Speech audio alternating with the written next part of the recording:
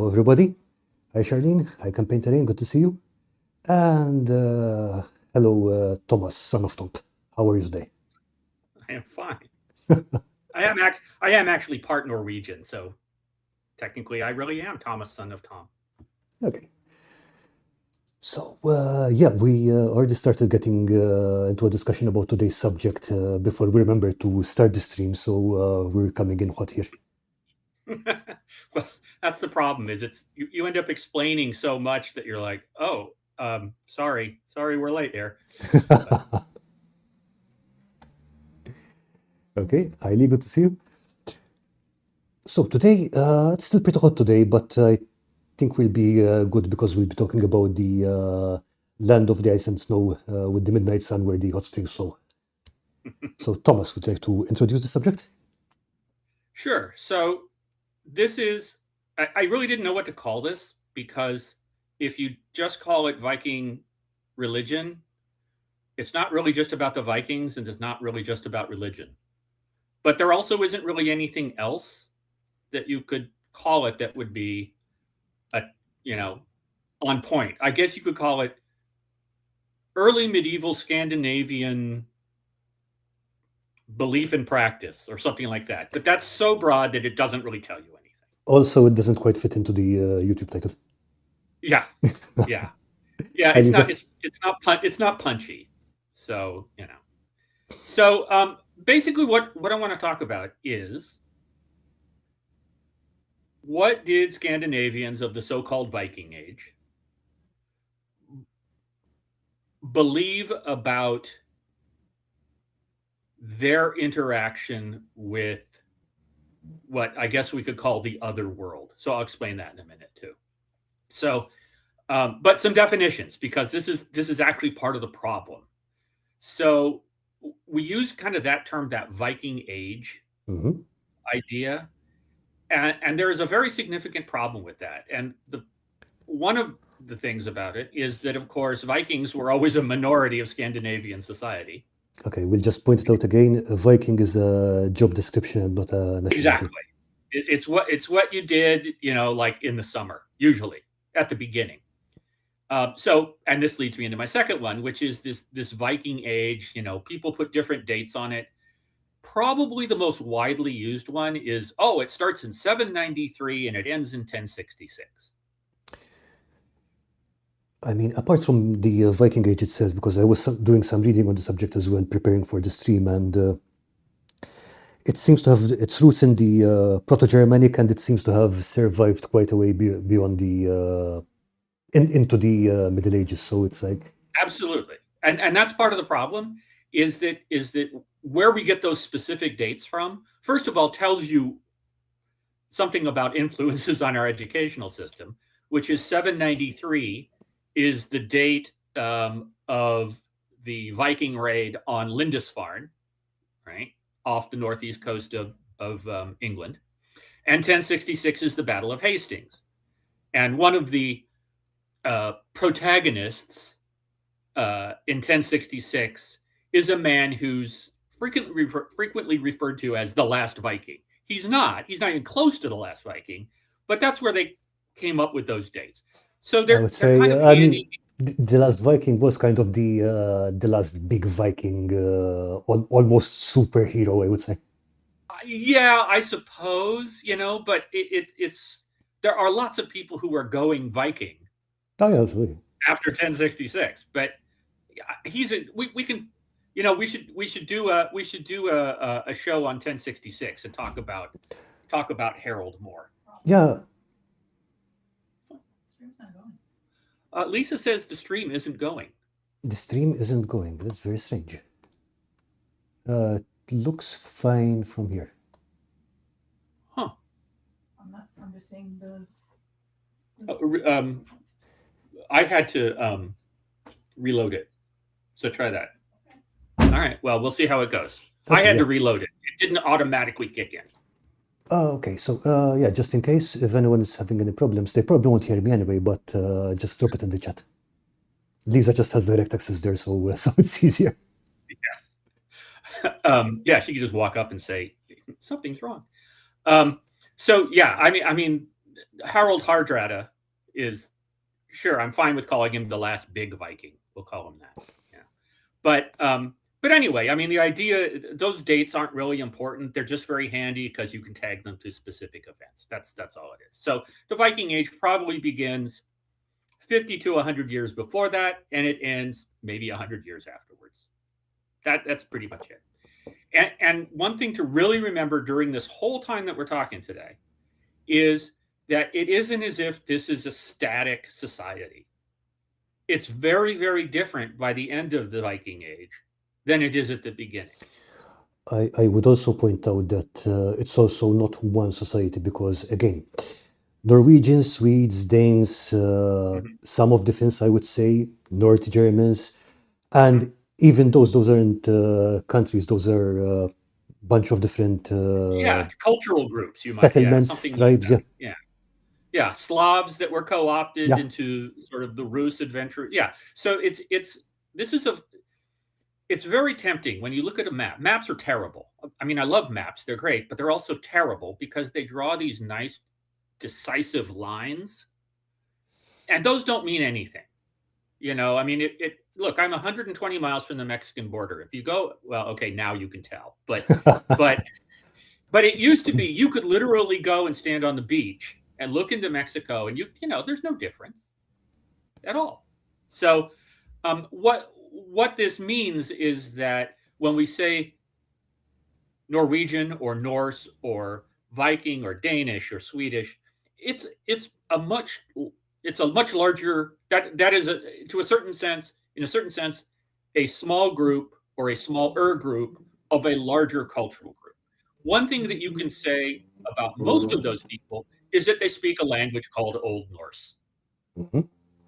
And there are regional dialects and things like that. But most of those people speak something called Old Norse. So some of the terms that I use today will be Old Norse terms. So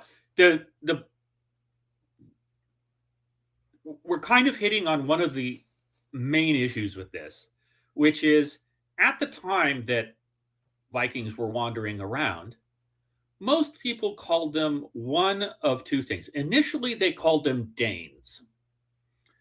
And if you were to look at a map, you would realize why. Denmark is the Scandinavian culture group that is the closest to Christian Europe. Mhm. And all of these accounts are written by Christians in Europe. Okay?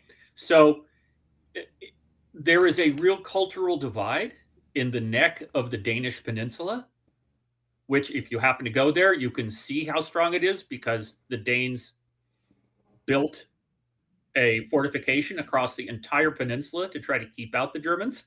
Didn't Okay. work, obviously. But basically what it comes down to is that we have no written sources that are Scandinavian from that time period. They could write, but we have no sources. I mean, we have samples of writing from them because they stopped stones and monuments and stuff with writing on them, but that's usually very specific. It's like here lies buried XYZ son of ABC, and he did these things in his life. It's not very. Rune stones are generally memorials. Yeah. They have actually found, this is, I'll get into this later because I do want to talk about runes a little bit, but when they were dredging the harbor in Bergen in Norway, they dug into, as frequently happens in harbors, they either silt up or they're landfilled. Mhm. And they got into the medieval landfill, and what they discovered was hundreds and hundreds and hundreds of pieces of, I don't remember if it was birch bark or something else, but wood with runic inscriptions on it. But runic inscriptions that are like, curse so-and-so because he, lied to me. There were merchants' tallies. There were all sorts of things. Okay, the curse thing sounds super interesting because it's sort of like the Roman lead tablets. Yes, absolutely. And regarding the rest of the stuff, I knew that there had been some similar finds of literally some kid learning to write. But I thought those in particular were from I think those in particular were from the Rus region, not from Bergen. Yeah, I mean, they have found, now that they know where to look, they found a few more in various other places because, of course, the Vikings traded all over the place. So if you happen to be digging in what used to be a Viking trading post on a river or on the Baltic or something like that, you have a chance of coming up with some of this stuff because it's very hard to have it's very hard to do the things that they did over the distances that they did without having some kind of written communication. So, but they weren't writing histories, and they certainly weren't writing down, this is what we all believe about the gods and how to talk to them and things like that. Nobody is writing that down. So, even the sagas that we have, and they're much later. They're 13th century. They're written down in the 13th century, so several centuries from the end of the Viking Age, and they're written by somebody in Iceland who is out on the fringe of the Scandinavian world, and he's Christian. So it's a very different story than you would probably get in, I don't know, Dorestad or Uppsala or something like that. It's definitely gone through a whole lot of filters. Yeah, absolutely. But I would also add on to that, unless you can actually read Old Norse, the sagas you go through today are probably translated by Victorian translators, which is a whole layer of filters on its own.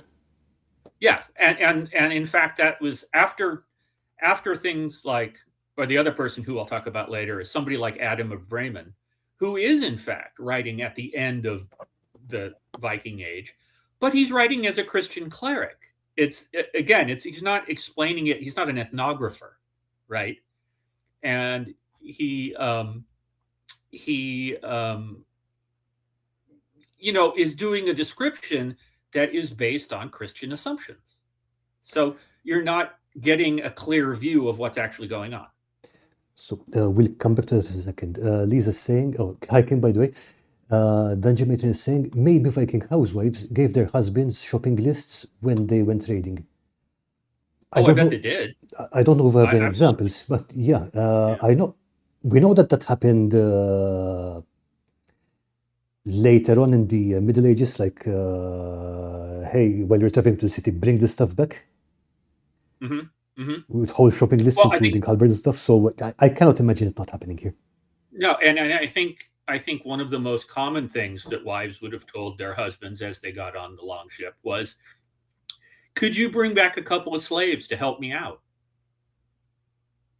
Because that's one of the mainstays of the Scandinavian economy in this period is slavery and the slave trade, depending on where you are. So, but in any case, yes. I mean, you mentioned the Victorian translations. If you follow that up, so you've got Christian clerics writing at the time, you've got sort of marginal Scandinavians writing a couple of hundred years later, and then there's this kind of gap, and then you've got Victorian translations of things, which is mostly Victorian translations of what the 13th century guy wrote, and you've got Victorian, historical novels that, again, tell us that for whatever reason Vikings had horns on their helmets, which I think everybody knows now. That one's been blown away. It's like, why would you do that? But also, of course, now we have television series and movies to tell you all about what it's really like, and it's very vivid, and it's almost completely wrong. Yeah, with threaded boots and 15th century helmets. Let's not talk about that one, okay? Yeah, but it's just even things like, oh, look, it's Asgard, and all the gods live together in this what looks a great deal like the Emerald City of Oz, but they didn't. They all lived in their own hold. Valhalla is Odin's hold. Freya has a hold. Tyr has a hold. And if you think back about what it would have been like, this is not a populous society. It's a very dispersed population density, and so the gods, where the gods live, mirrors what's on the ground. So we'd say that something like Odin lives on this settlement here, and Thor lives in the settlement way over there, and then Freya lives in that settlement way over there. Yeah, absolutely. In fact, at one point, at least, who was it? So one of the early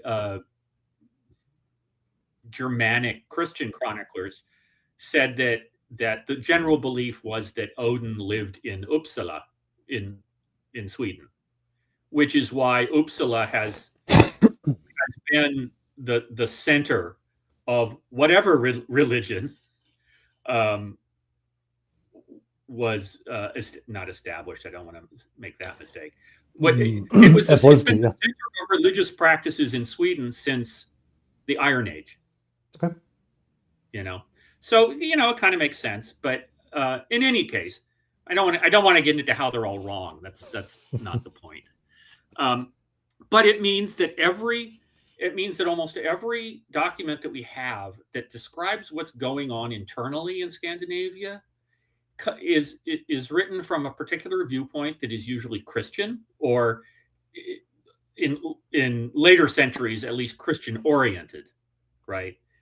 Even if it's not a monk writing it, with a significant overlay of classical influences, because that was the learning that was available other than religion, right? If you were a Christian monk, you probably knew something of the classics. Maybe not a lot, but some. And that is, for example, how we came to think of, Thor as being, I don't know, god of whatever. But the idea was that they all had these really narrow sort of things that they did, which is very Greco-Roman, right? I think you mentioned before the stream when we were talking that part of the difficulty of expressing this is that we don't have the terms for this, the concepts even. Mm-hmm. Yeah, and it's much broader. It's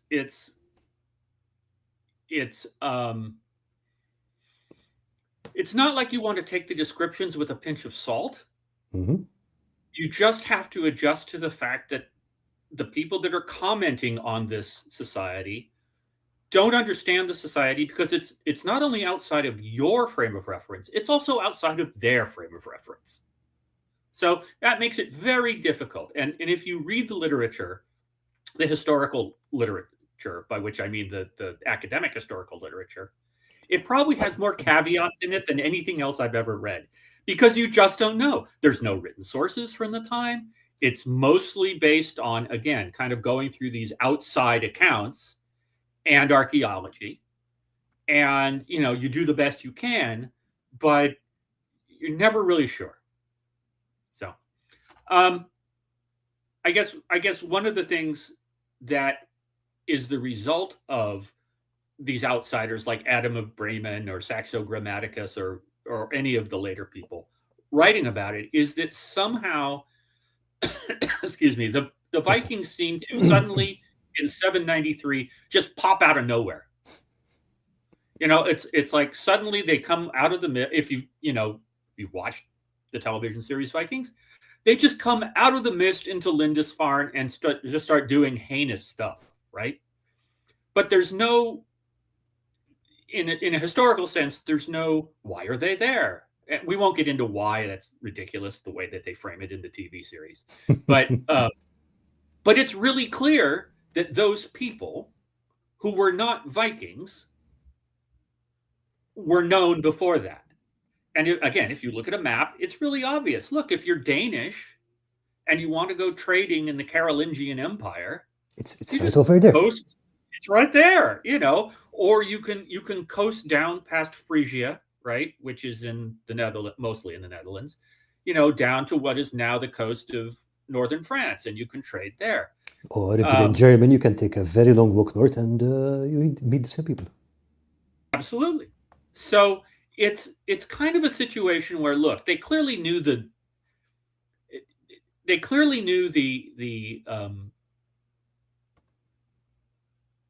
sort of the geography of the area around the North Sea long before 793.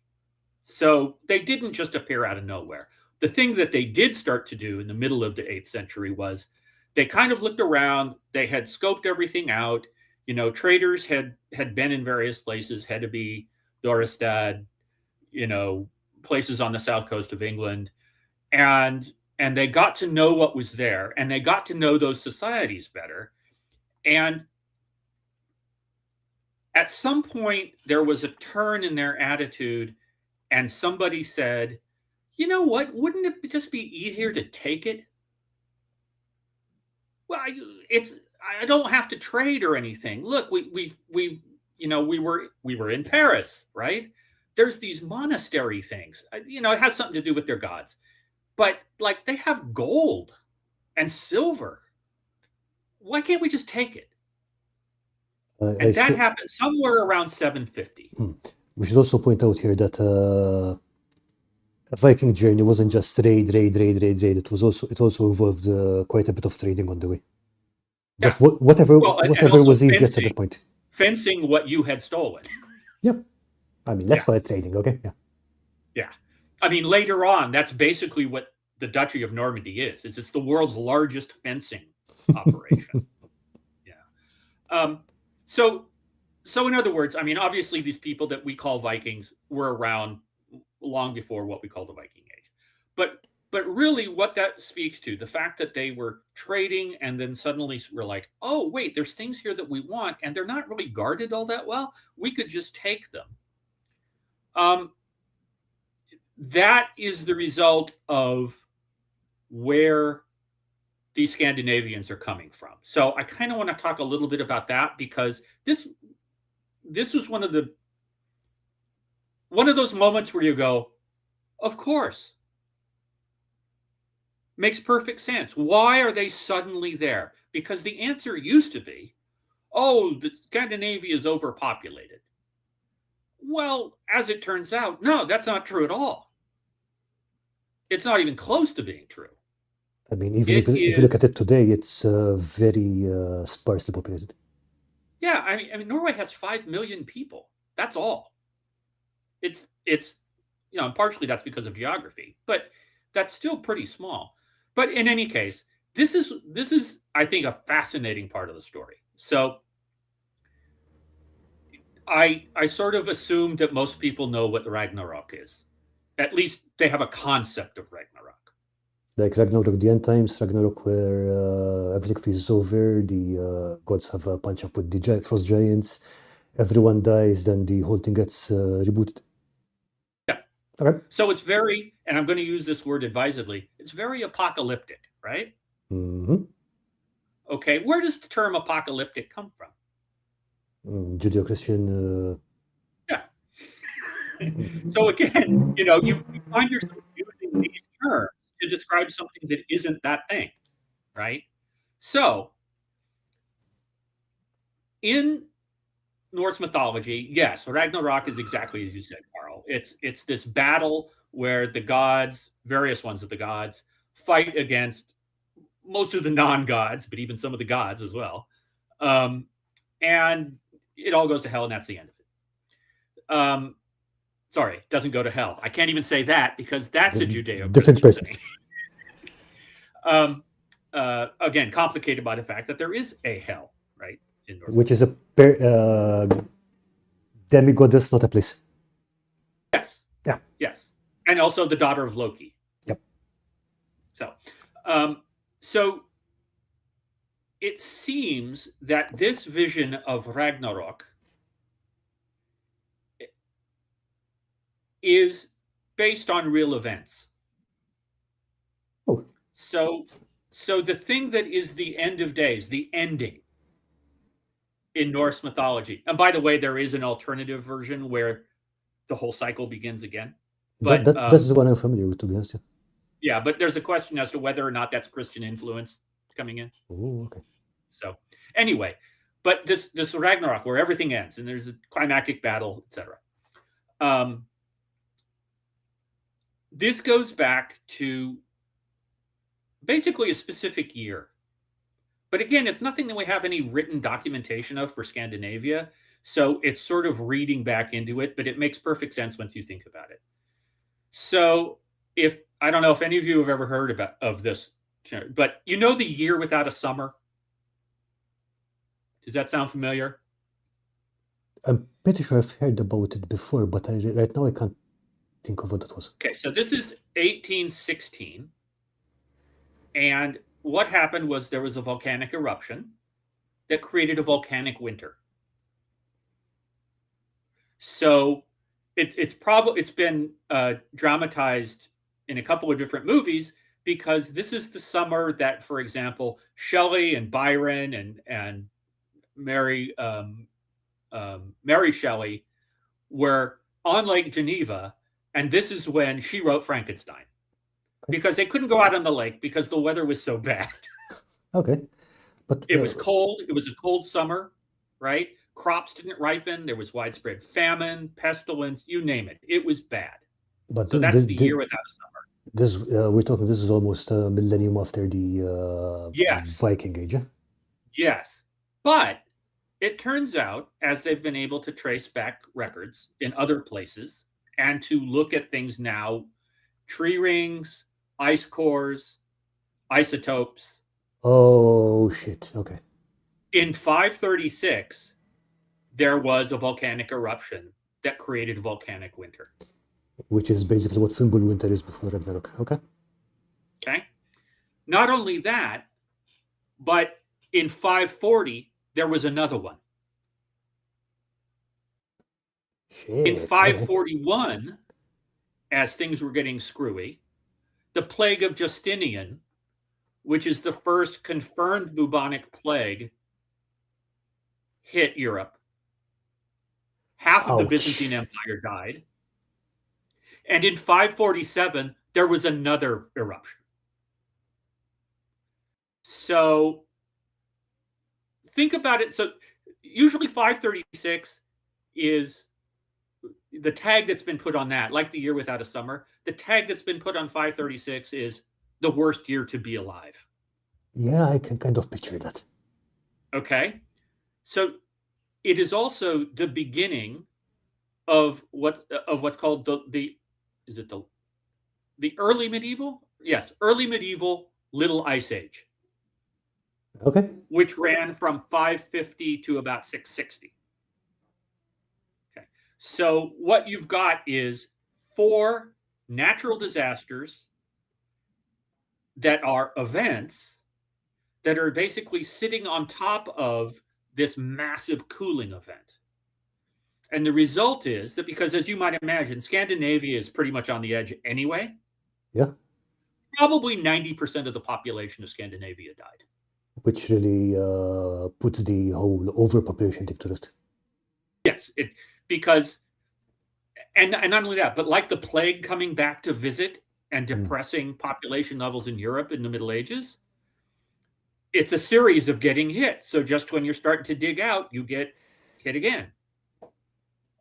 So what it did was it smashed absolutely flat all of the power structures, the society, and everything that had existed in Iron Age Scandinavia. So they're starting at zero again. And again, this is a couple of hundred years before the Viking Age, but they are at zero. They have to start from scratch. In the mythology, there is an event that takes place, or it's sort of, you can think of Ragnarok as the final battle, but it isn't really. It's really more like the whole end days kind of thing. Okay? Before the actual battle, there is, in the mythology, an event called the Fimbulwinter. Okay? And this is a word that exists today in all of the Scandinavian languages. And what it is just a really, really bad winter. Okay? This is, in effect, a memory of something that actually happened. Because the ice cores, after that first volcanic eruption, show 3 years where basically you couldn't grow crops, it was none of that. Okay. In the mythology, before Ragnarok, there is what is called Fimbulvinter, and it lasts for 3 years. Huh. So it seems like the mythology contains within it not just a prediction of what would come, but a memory of what had already happened.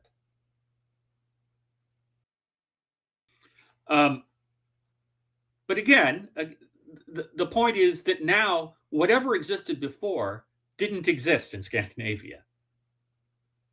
And they're going to have to rebuild.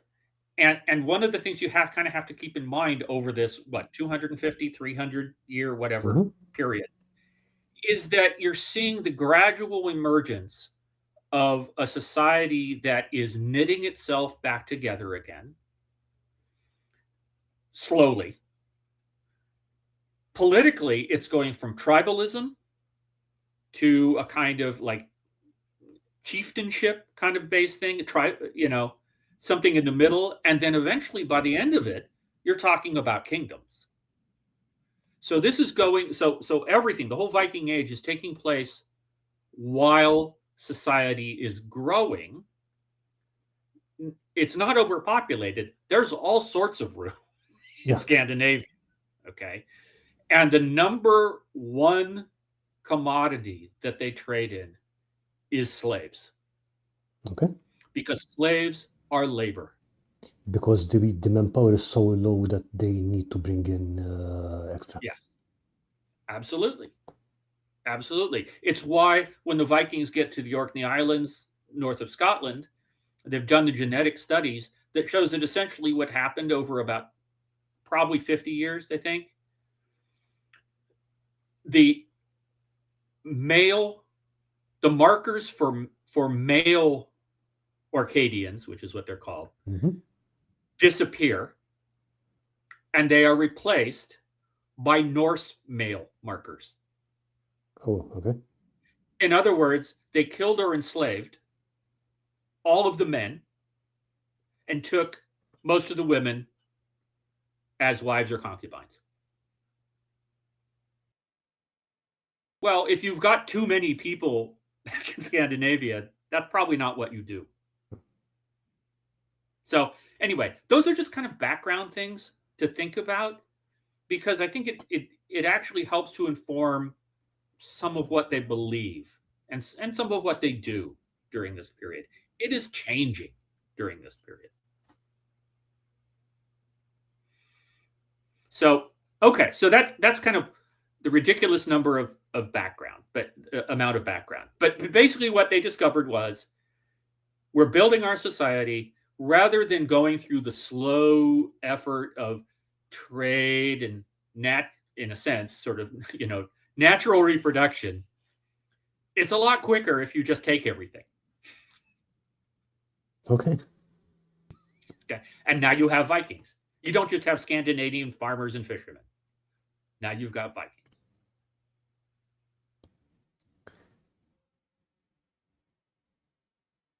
Okay. That kind of blew me away when I started reading about that. I was like, wow, that kind of makes sense, doesn't it? Yeah, I mean, it definitely makes more sense, the overpopulation theory. Because where have those people gone? And, the extra people gone. And B, even if you go Viking and you're not going to supply an entire overpopulation with that. Well, it's interesting because the overpopulation argument kind of rests on the fact, there's all these people that migrated. It must have been because of overpopulation. But it's also because, the thousands of people that go mostly from Norway to Iceland it is a chance to grab a lot of land. Yeah. And it's just there. There's nobody to take it from.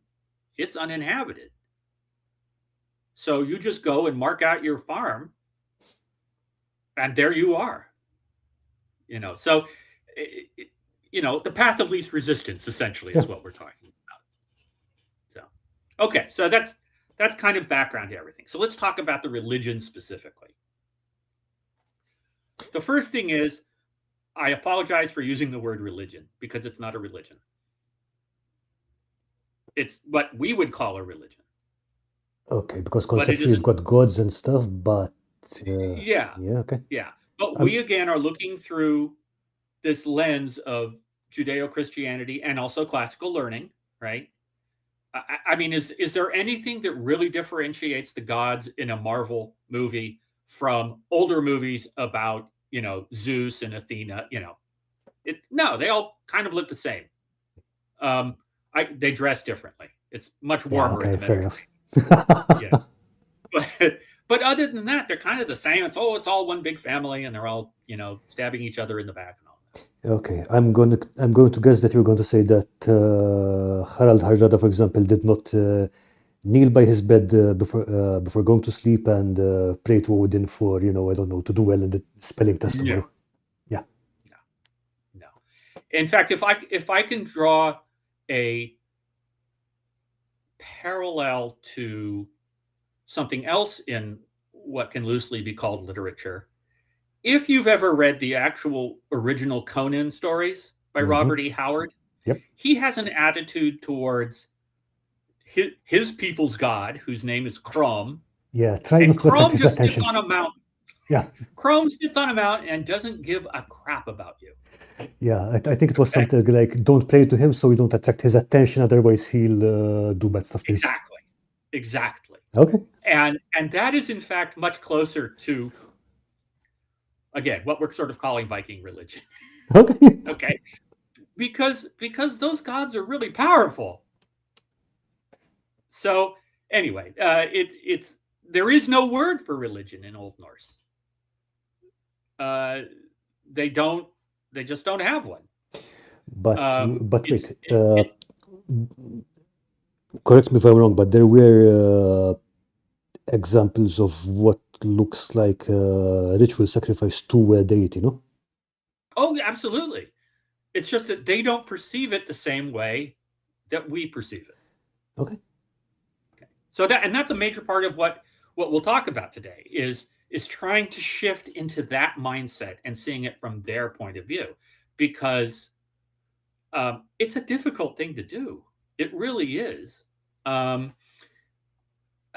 mean, even today, you know, we can't say, you know, so here's an example.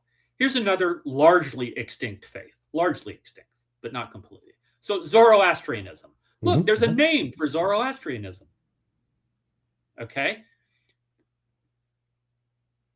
It's an old religion, but we have a name for it. Okay. Even today, there is no name for the Old Norse religion. There are neo-pagan movements that have called themselves things like Asatru or whatever, but they're still, even like in Scandinavia, the only thing that the way that they describe it is Seiðr, which basically translates as the old ways. So it isn't really a description. It's just saying it's defining by what it isn't. Mm-hmm. But nobody is calling it, you know, I don't know, any word. There's no word for it, even today. So it's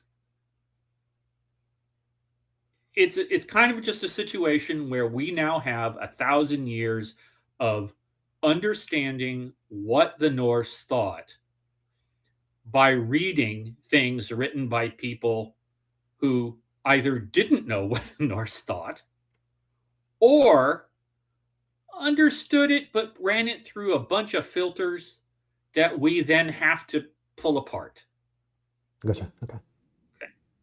So that it makes it very difficult. So again, the primary thing is that the Norse were not children of the book. They were not, you know, they were not from the same branch of beliefs as Jews, Christians, or Muslims. They weren't an Eastern religion. There is nothing like a handbook of what we believe. There isn't even a handbook of here, these are the rituals we are supposed to follow. There's nothing like that. So here's a new word. I ran into this one, and I kind of like it, although it's hard to pronounce. It's religiolect. religiolect.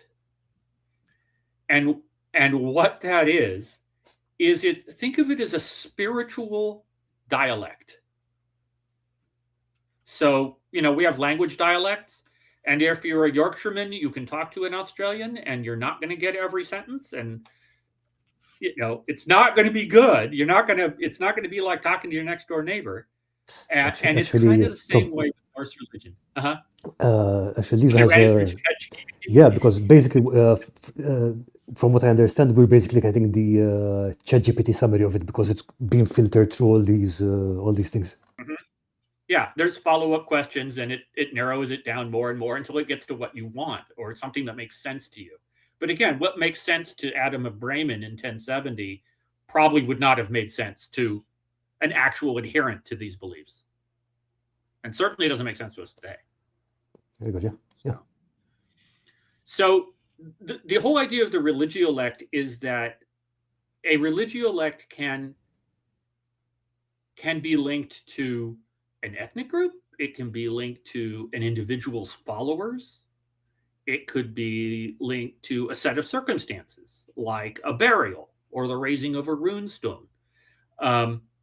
So a particular ritual might change depending on the time of year or weather, or it could be specific to like when a trading venture is successful or not, or it could be from where it could have something to do with where you're from. So it's very, very malleable. And so what it kind of comes down to is that because there's no standardization, there's no centralization, there's no codification, just various forms and practices designed to achieve the same goal. Okay.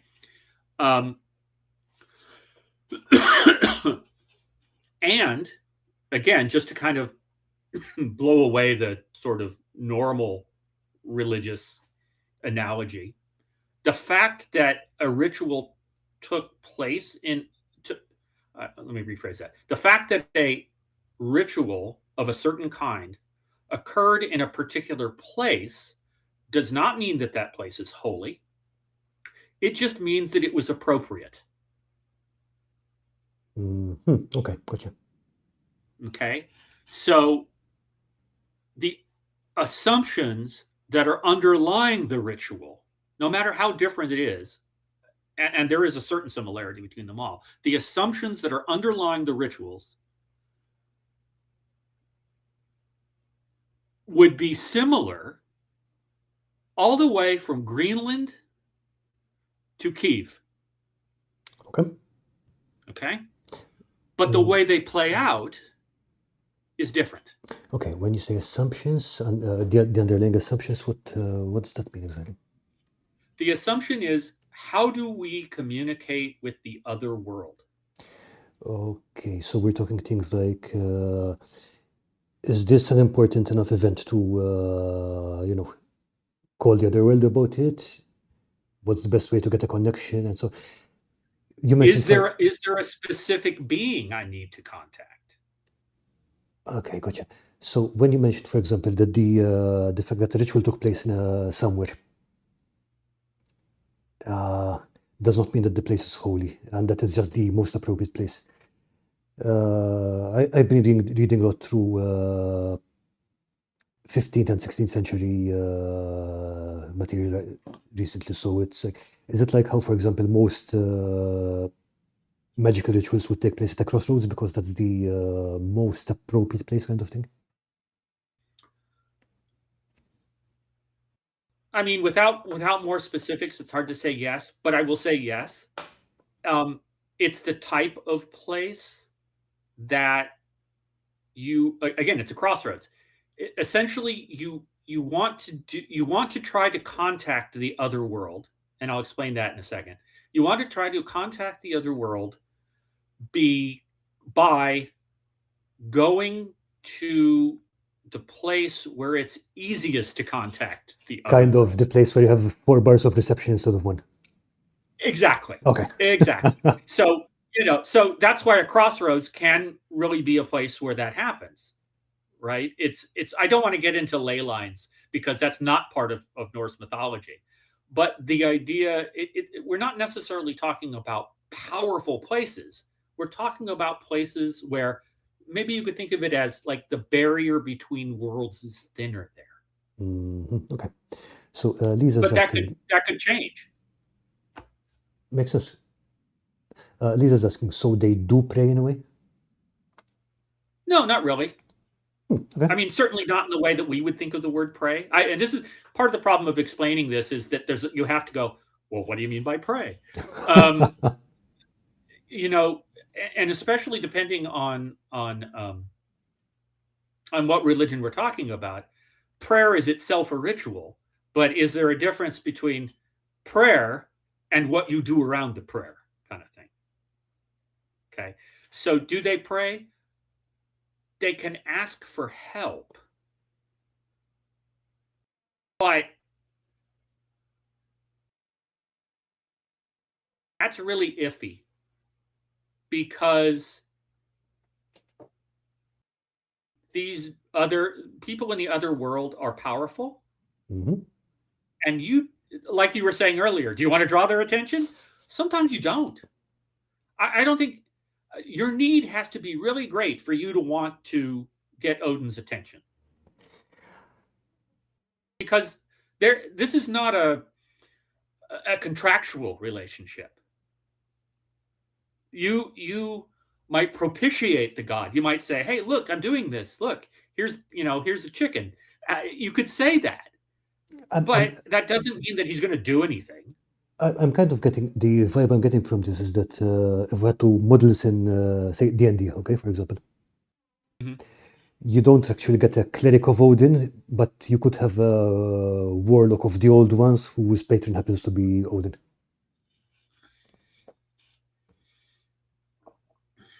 I suppose it's very because D&D is structured along Judeo-Christian lines. Exactly. So it's really hard. I actually took out one reference or one analogy to the difference between a hedge priest and a 15th level wizard because I was like, no, that's clouding the situation. So there's two things. One is very rarely are you the one doing it. Very rarely. What does that mean? So if you have a need that is great enough that you want to contact the other world, that is a perilous enough, dangerous enough, unfamiliar enough endeavor that you're not the one who's going to do it. So you get a specialist to do it. You have to have some kind of a specialist. Are we talking something like, again, we're mapping this onto something that it's not, but would this be something like having, I don't know, the Oracle of Delphi or something like that? That's actually relative. I won't say it's close, but the uncertainty level is just like that. You don't know what the results are that you're going to get. It's kind of a monkey's paw possibility. Look, you got exactly what you asked for. How are you enjoying that? And the answer is, I'm not. I'm dead. So it's we'll dig into it a little bit more. So I guess the point is that rituals in this system, rituals are a way of breaching the walls between this world and the other world. But at the same time, the other world coexists with our world. They're around us all the time. And it's possible, like I said, about finding a place that was appropriate to make the contact. There are places where you can contact the other world all over the place. And it doesn't depend on you doing it. Sometimes beings from one of the other worlds can come through and do whatever they want. So, but at the same time, so one of the questions that I read was, does this mean that you could, like on Saturday night, meet Odin? And the answer is yes. Probably wouldn't enjoy the experience, but yes. Okay. But you are much more likely, like you could, Odin knows, he's not omniscient, but he's all about information. You somehow contact Odin and ask him a very important question, whatever that is. Like, will my trading, you could be a sort of a prophecy type thing, see the future. Will my trading adventure be successful? My son left 5 years ago. Is he still alive? It could be anything, right? But you're much less. First of all, that's a waste of Odin's talents, right? That dude is so far above all of that ridiculous stuff that it's not even funny. So you wouldn't do that. But let's say you did. You could do a ritual that attempted to reach through the barrier and contact Odin. But you are much, much, much more likely to go out into your garden and meet an elf who takes you by the hand and enters a stone with you, and you're never seen again. I think because everybody knows that elves live at the bottom of the garden. Odin, there's only one Odin. Yeah, and I think there are several sagas where we've got, I don't know, undead beings coming back from their mounds and so on, which I think Grettir Saga, for example, is one that I can think of. It's just plus trolls and stuff like that. Yeah, I mean, when the walls are thin, you can go either way. Lisa is asking, was it kind of like the Feywild? In a way, yeah. Except arguably, it's much easier to go between the real world and the Fey world. Like, generally speaking, humans do not enter the other 8 worlds. But creatures from the other 8 worlds can enter this world. We're talking about the 9 worlds of Yggdrasil, yeah? Mm-hmm. Yeah. I mean, I didn't want to get into the whole structure of the cosmos, but but yeah, here, think about it this way: if the Valkyrie show up at a battle on Earth, they have breached the wall. Yeah, makes sense. That cross. Oh, great, powerful Wotan! Please don't notice me. Yeah, You really don't want Odin to, ask you to go out for drinks. That is not something. I think that's specifically a case of, if Odin notices you, mostly it's because you're dying in battle and, he's saying to Valkyries, okay, pick up that one, and that one. This is kind of an aside, but, the whole idea that, the Valkyries choose, take away the slain to work for Odin at Ragnarok. That's true. But again, your agenda is not the same as Odin's. Odin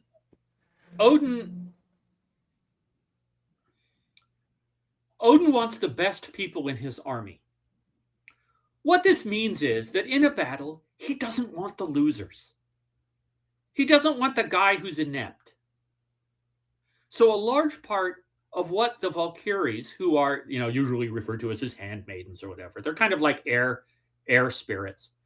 But you can tell what their role is by their names, because they always have names like Mind Clouder and Blade Breaker.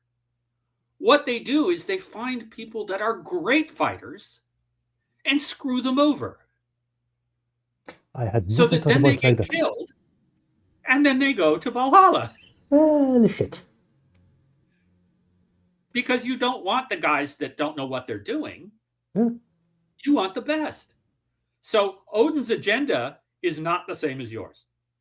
Gotcha. Okay. So anyway, that's just as an example of interplay, right? This is, and that's nothing new. I mean, if you think about how many stories there are about somebody summoning something that steps out of the circle and eats their soul, and whatever. That is a pretty common thing. It's just the idea that be careful what you wish for, etc. But the fact is that Odin and the other gods are the gods. They are not necessarily your gods. Okay. I'm getting strong Cthulhu vibes on this one. Mm-hmm. Like, there's this super powerful massive entity that's right there. You might want to go and bother it to get something useful, but mostly, please don't disturb it or it will lead the world. Yeah, and there are lesser beings that you can call. We'll talk about one in a second, but Okay. but yeah, it's yes, bootlace entire. It doesn't take much. I mean that's exactly that would be great if there was a Viking. 1 second of distraction. Go. Yeah, it's hard to figure out what they want.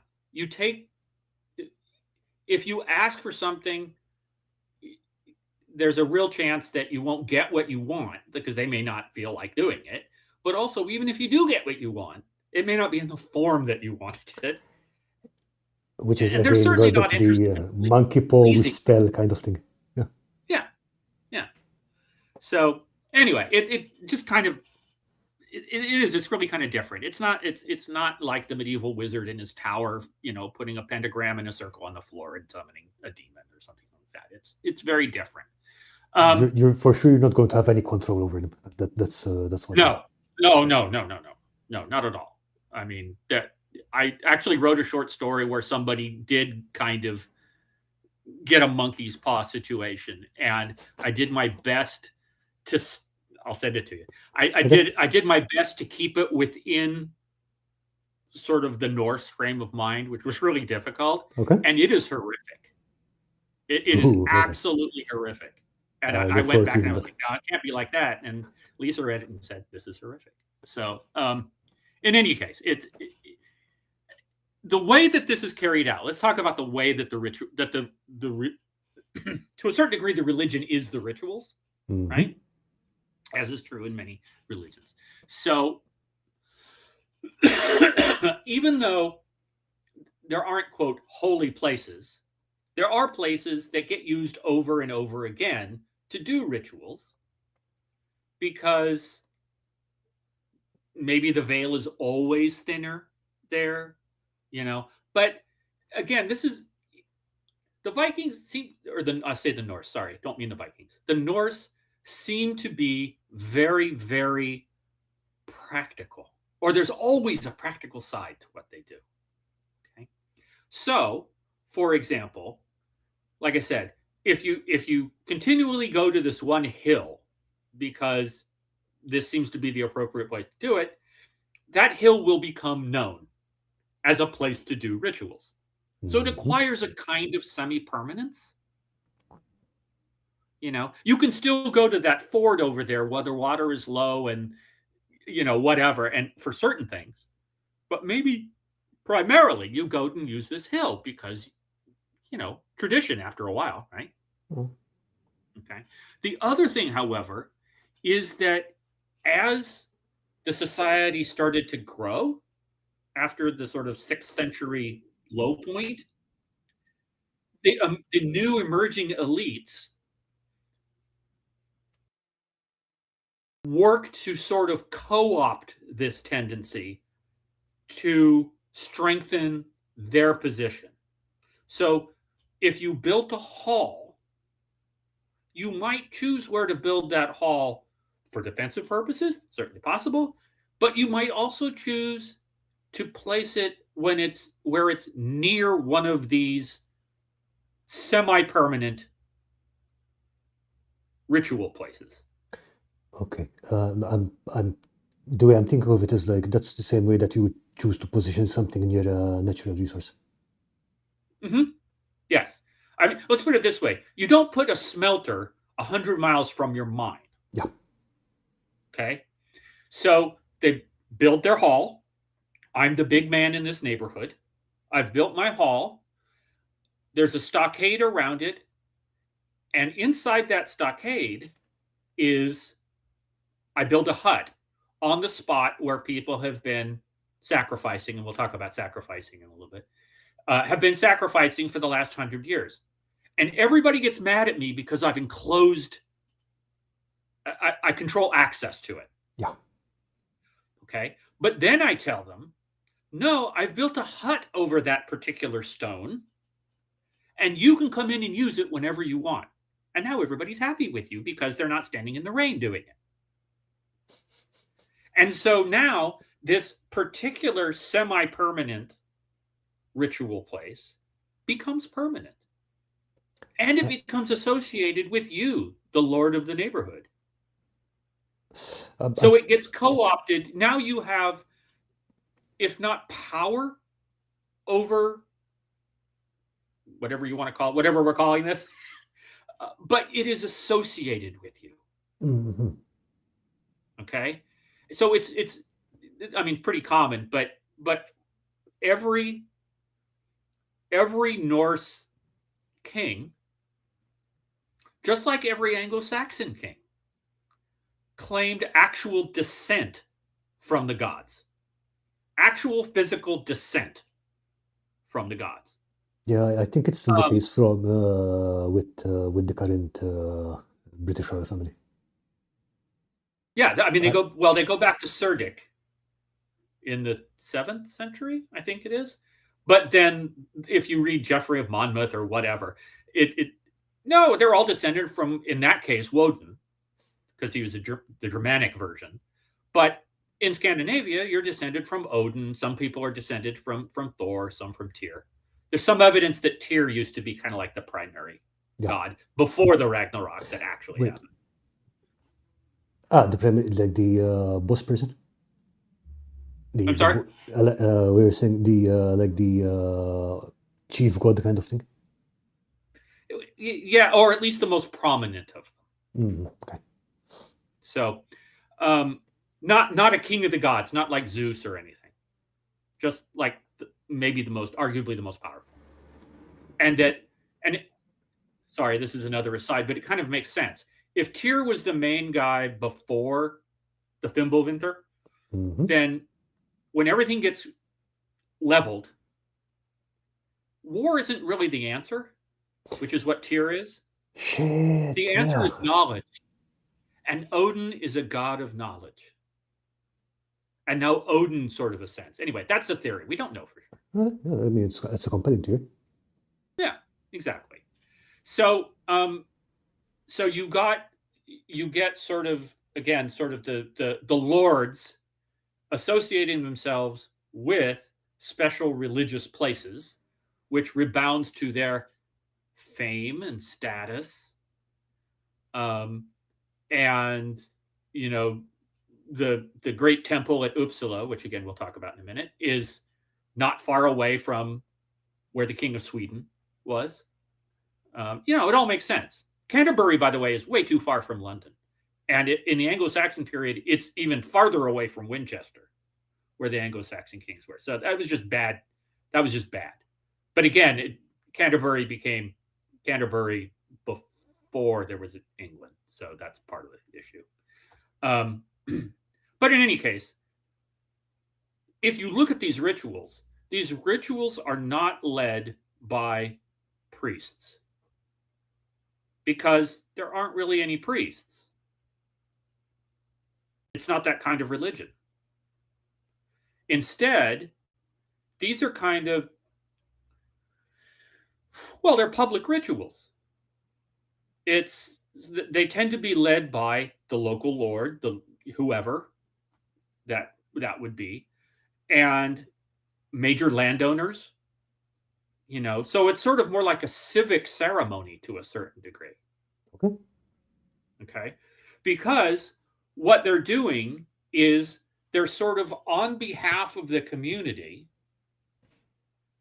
asking the other world to be nice. Okay.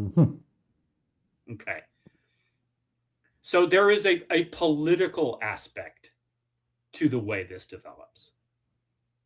Okay. You can still go and do your own sacrifice if you want. But I would stress that you're going to have to get past the Lord's guards to get there. You know? So again, as we talk about this Scandinavian society growing and becoming more complex and stratifying and everything, you're seeing this happen with the religion as well, or with aspects of the religion as well. So, okay. So let's talk about Adam of Bremen, because I think he's a fairly important person. So Adam of Bremen was a Christian monk, and he worked for the Archbishop of Hamburg in the middle of the 11th century. So right about at the so-called end of the Viking Age. He lived at a monastery in Bremen, which, if you happen to look at a map, you know is not too far from Denmark. And in fact, by this point, Denmark was officially, at least, Christian. But most of the rest of Scandinavia was not. And so Christian missionaries were being sent farther north. And Adam was sent by his superior to the court of the king in Denmark. Partially just sort of a goodwill visit, as a diplomat, but he was also there to help coordinate these missionary activities up into the main Scandinavian peninsula. And as part of that, he reported back and said, "This is what I have gathered from traders and travelers, and this is essentially what we're up against." And he described what he called the Great Temple at Uppsala. Okay. So I stress that the Great Temple in Uppsala doesn't necessarily have to have anything to do with somebody in Iceland or anything else, because this is a religiolect, right? So the most you can say about the Great Temple in Uppsala is it's really important in Sweden, or what we think of as Sweden. And maybe there's some people in Norway that like it too. Yeah, And maybe there's some Danes. Basically, But what it's saying is like in Uppsala, they did exactly. Yeah, there's no organizational links because there's no organization. Okay, so this is what he said. I'll just tell you what it said. So he described a great temple at Uppsala, which is occupied by 3 golden statues of Thor, and then, as he says, Woden, which is the Germanic version, and Frigga, which is Freya. Okay. Thor, he says, is the god of weather, Wodan of war, and Frigga of fertility. So sort of broad characterizations, but the compartmentalization is already occurring. He says, so you think, well, that's kind of like classical stuff, but not that much. But then he specifically says, Woden is armed like Mars and Thor like Jove. So he really is pulling in classical mythology as well to describe it.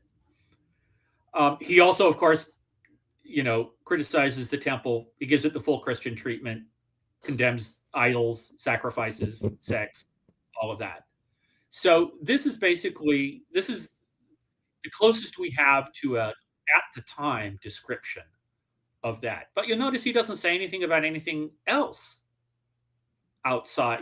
It's not like people are asking the temple at Uppsala for permission to do anything, or could you issue a handbook on how we should be doing this ritual. There's nothing like that going on. There's certainly nothing like a daily mass, for example, going on. No. So the temple, and Adam describes this, but we also have other descriptions of it.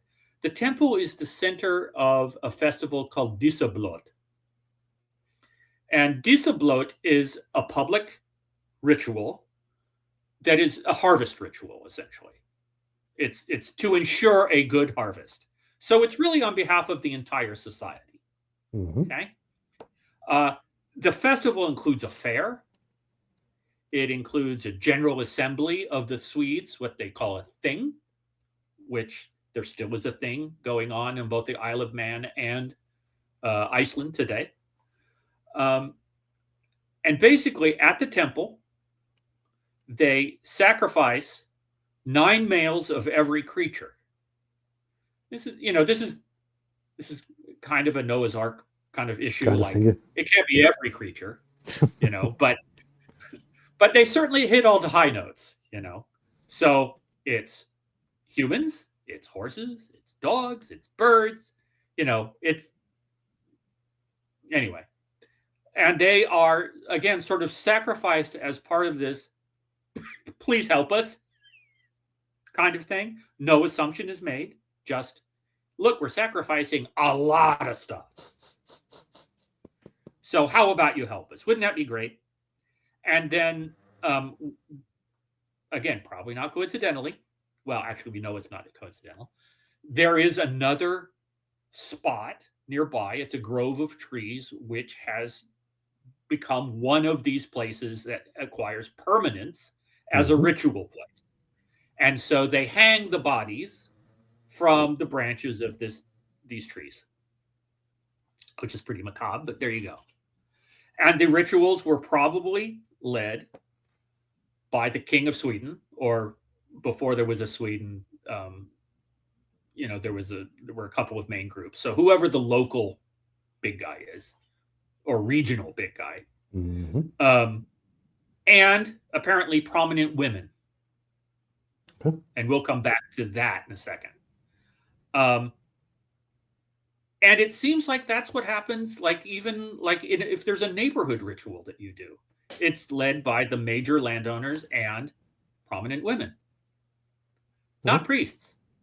Okay, there do appear to be kind of like priests in the sense of people who take care of the temple and make sure the corpses are all dusted or whatever.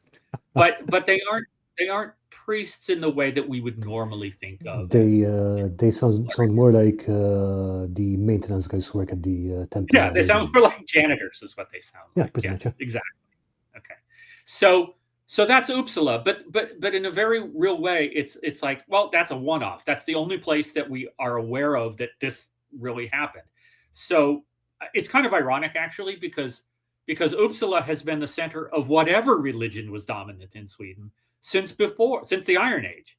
So whatever was before Fimbulvinter, during the Viking Age, and today, it's still the Archbishop of Uppsala is the chief primate of Sweden. So it's held its importance. We'll put it that way. I don't think they still behead horses and hang the bodies, but you never know.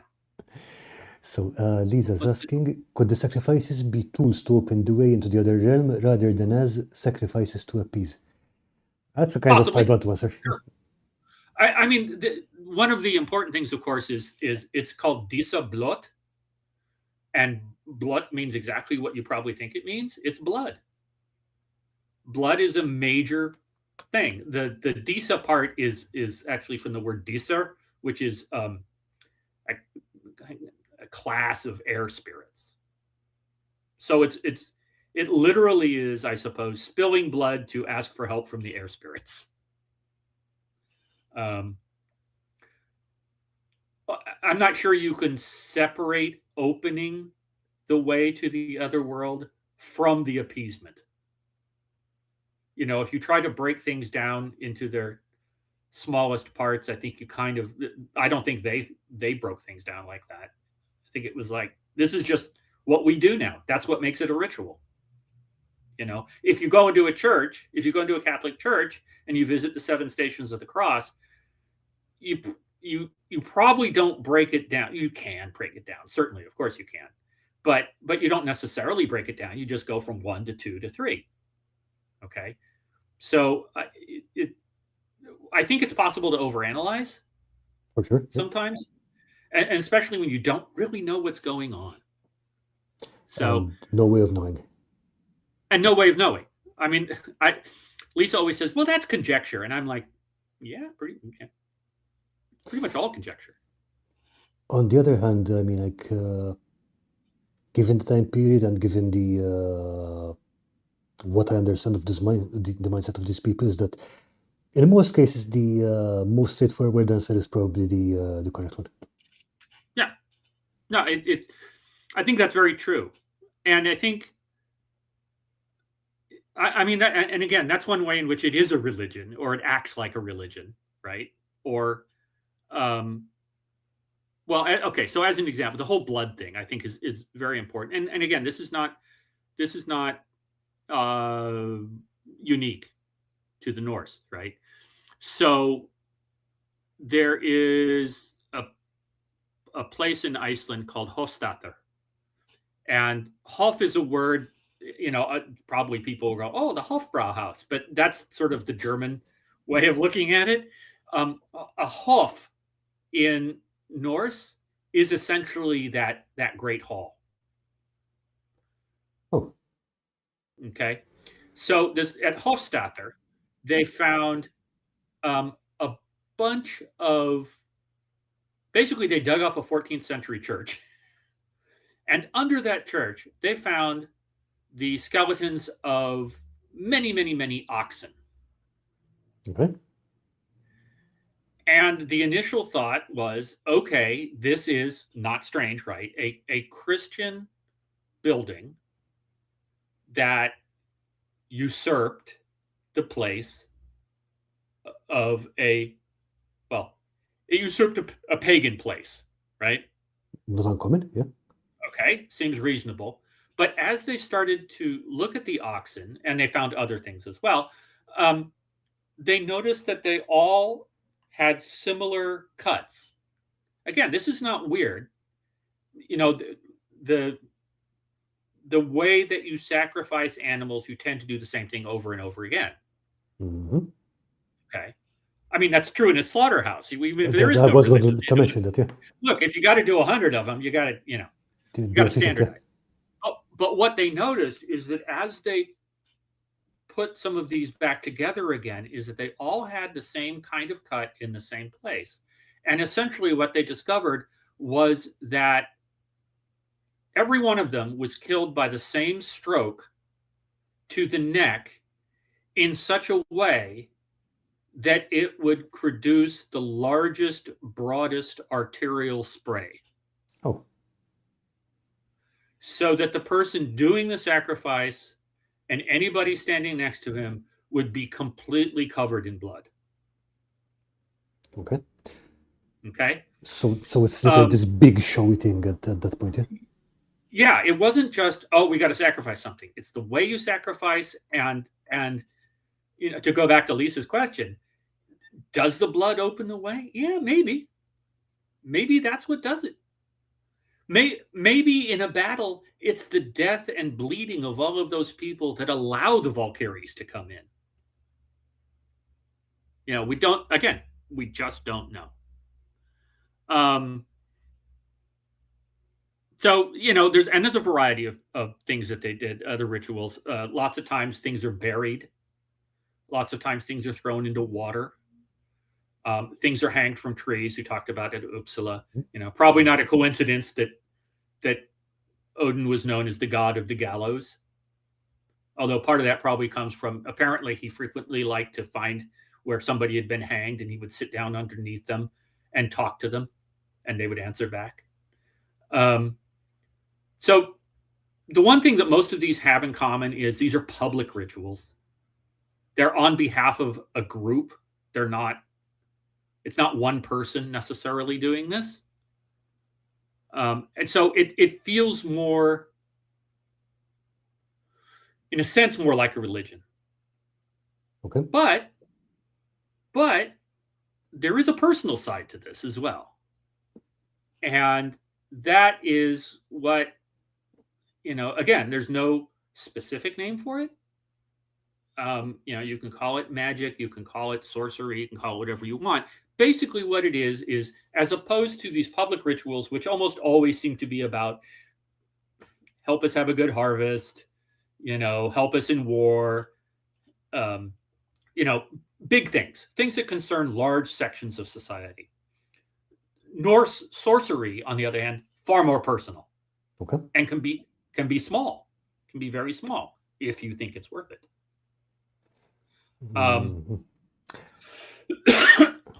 And okay. you can think of it as sort of, as opposed to, again, the public rituals, you can think of it as more of like a conversation with the other world. And when we're saying a conversation with the other world, again, we're not talking about Odin, Thor, and the big guys, yeah? No. Having a discussion with Odin is like, telling Dirty Harry to pull the trigger. It's probably not.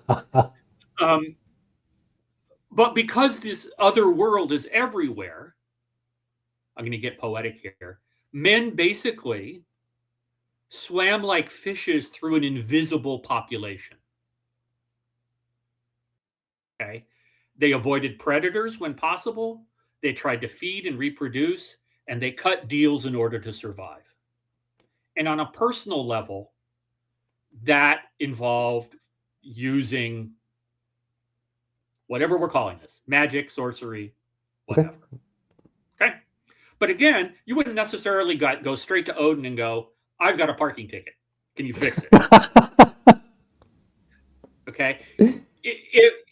That's, if you were a crime boss, you might go to Odin, right? I need to take out the entire Lower East Side of New York.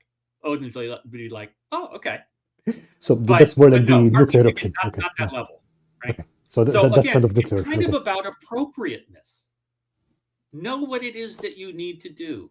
Be practical. Don't overreach. Weigh your options.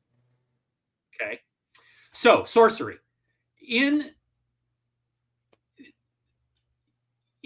Norse mythology, the world that we live in, Midgard, is surrounded by these other worlds. There are, attempts at drawing what it looks like. They never work. They never agree. It doesn't make sense anyway. It's like if you try to go, well, I don't know, is Asgard like northwest of Svartalfheim? I don't know. And where is Muspelheim? Nobody knows. It doesn't really matter. The point is that they all exist together. They're all connected. Okay. They all are somewhere on Yggdrasil, right? On the world tree. Okay. So what this means is that if you want to accomplish something that you cannot accomplish by what I guess you could call Midgardian means, right? What you have, the power that you have in this world, you can attempt to reach out to the other worlds and use something from them to accomplish whatever it is that you want to accomplish. Okay. But again, even though you're on Midgard and they're on whatever, Muspelheim or whatever, and they're in quote another world, it's all part of a whole. And you just have to find how to reach it. I mean, from what you were telling earlier, it feels kind of like they're all simultaneously in the same place, and then I don't know. If you had to take, for example, again taking the Flash comics, for example, if you just changed your speed or rate of a vibration, you just phase into the other thingy. Is what it sounds like. So they're just all in the same place. Yeah, I mean, I think we've tried lots of different analogies, like we're all occupy the same place, but we vibrate at different frequencies. Is it a house where you live in one room and so there are doors to every other world in this house, but some of the doors are locked, or some of them have been paneled over, that kind of thing, and you have to figure out how to unlock it. Lots of analogies. None of them really work because, again, the Norse would not have thought of it that way. So ultimately, there really is no gap between magic, religion, philosophy. There's none of that. So you just have to sort of accept it as a whole. The entire universe as a whole. When we say things like, oh, there's 9 worlds, they aren't separate worlds. I mean, conceptually they are. You got to conceive of it somehow, but you can move between them. It's not impossible. It's just humans wouldn't survive in Muspelheim, so you don't go there, So essentially what it comes down to is the Scandinavian worldview doesn't separate knowledge into disparate experiences. And so what we call like the public rituals and stuff, just part of daily life. Okay. Magic is basically or sorcery.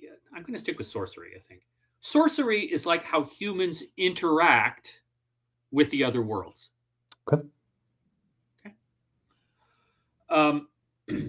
This is difficult for people at the time to understand in the sense of like how to do it. It is not easy.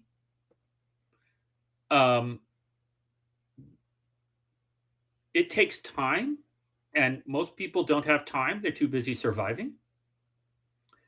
And the result is that you pretty much do have to call a specialist. Okay. And sometimes, certainly in the Christian sources, these people, these specialists, are regarded as, witches, and they're dealing with demons and all of that. You get where they're coming from, right? But even within Norse society, sometimes there's some apprehension about dealing with them, but it isn't really about dealing with them. It's the fact that that if you're going to get them involved, you're dealing with powers that you should be afraid of. From what I was reading, for example, and this does not seem to be true of all sorts of sorcery, but there are some branches that were definitely considered to be unmanly. I'm not sure about context though, so it could just be something that, a man's man should not be doing things in this way. Mm-hmm. Well, again, this is all a social construct, right? Yeah. Yeah. So the fact is that most of the people will let's deal with that in a second, I think. But yes, there are rules to be followed when you are doing this. That's what these rituals are. And again, it's the whole religiolect. What you do in the Orkneys could be totally different from what you would do in Denmark. It could be very different, but you're still kind of you're trying to accomplish the same thing, and you may be trying to contact sort of the same place and stuff, but you would have a different technique, I guess is one way of looking at it. So if you were one of these specialists, it's almost like you're a magic smith, if I can put it that way. It's almost like a craft. There was a movie about teenage witches called The Craft, right? But it's sort of like a craft because you have specialized tools, you have specialized rituals, you have fees, not specialized fees, but you have fees, and you probably charge the same for this here. Depending on if you're doing the same thing for two different people, you might adjust it based on, the wealth of the people involved. Okay. And you also have a social status. Most of these specialists are of relatively high status. It kind of sounds like a consultancy. Yeah. Right. I mean, I find that it's helpful to think of them as craftsmen, or not just craftsmen, but craftspeople. So you do have people being apprehensive, like this is a big step. Mm-hmm. First of all, it's a big step financially. These people Okay. aren't cheap. Okay. But secondly, it's like, I'm opening, a can of worms here. I think it's important enough to do, but that doesn't mean there isn't a potential downside to it. So, but at the same time, the specialist that you hire, one of these people you're far more likely to find one of these people being feasted in a farmstead than like the typical medieval wizard who's cowering in his tower as peasants with pitchforks and torches are knocking down his gate. These are people who are you might watch them warily because of the forces that they deal with, but you totally accept what they do. So they're embedded in society. They're not living on the fringes or whatever. Okay. Yeah, they're not, sitting in Baba Yaga's hut somewhere. They're right there, and they're visiting your house. Usually they make house calls. So one of the ways in which this is a little different from the way we tend to think, from our stereotypes of, wizards, is that this is actually far more shamanistic than like medieval wizardry, you know. So let me define what shamanism is.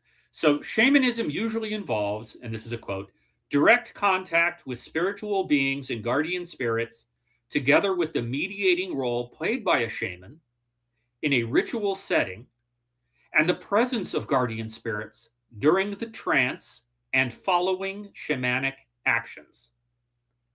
So these specialists are really getting in there. Part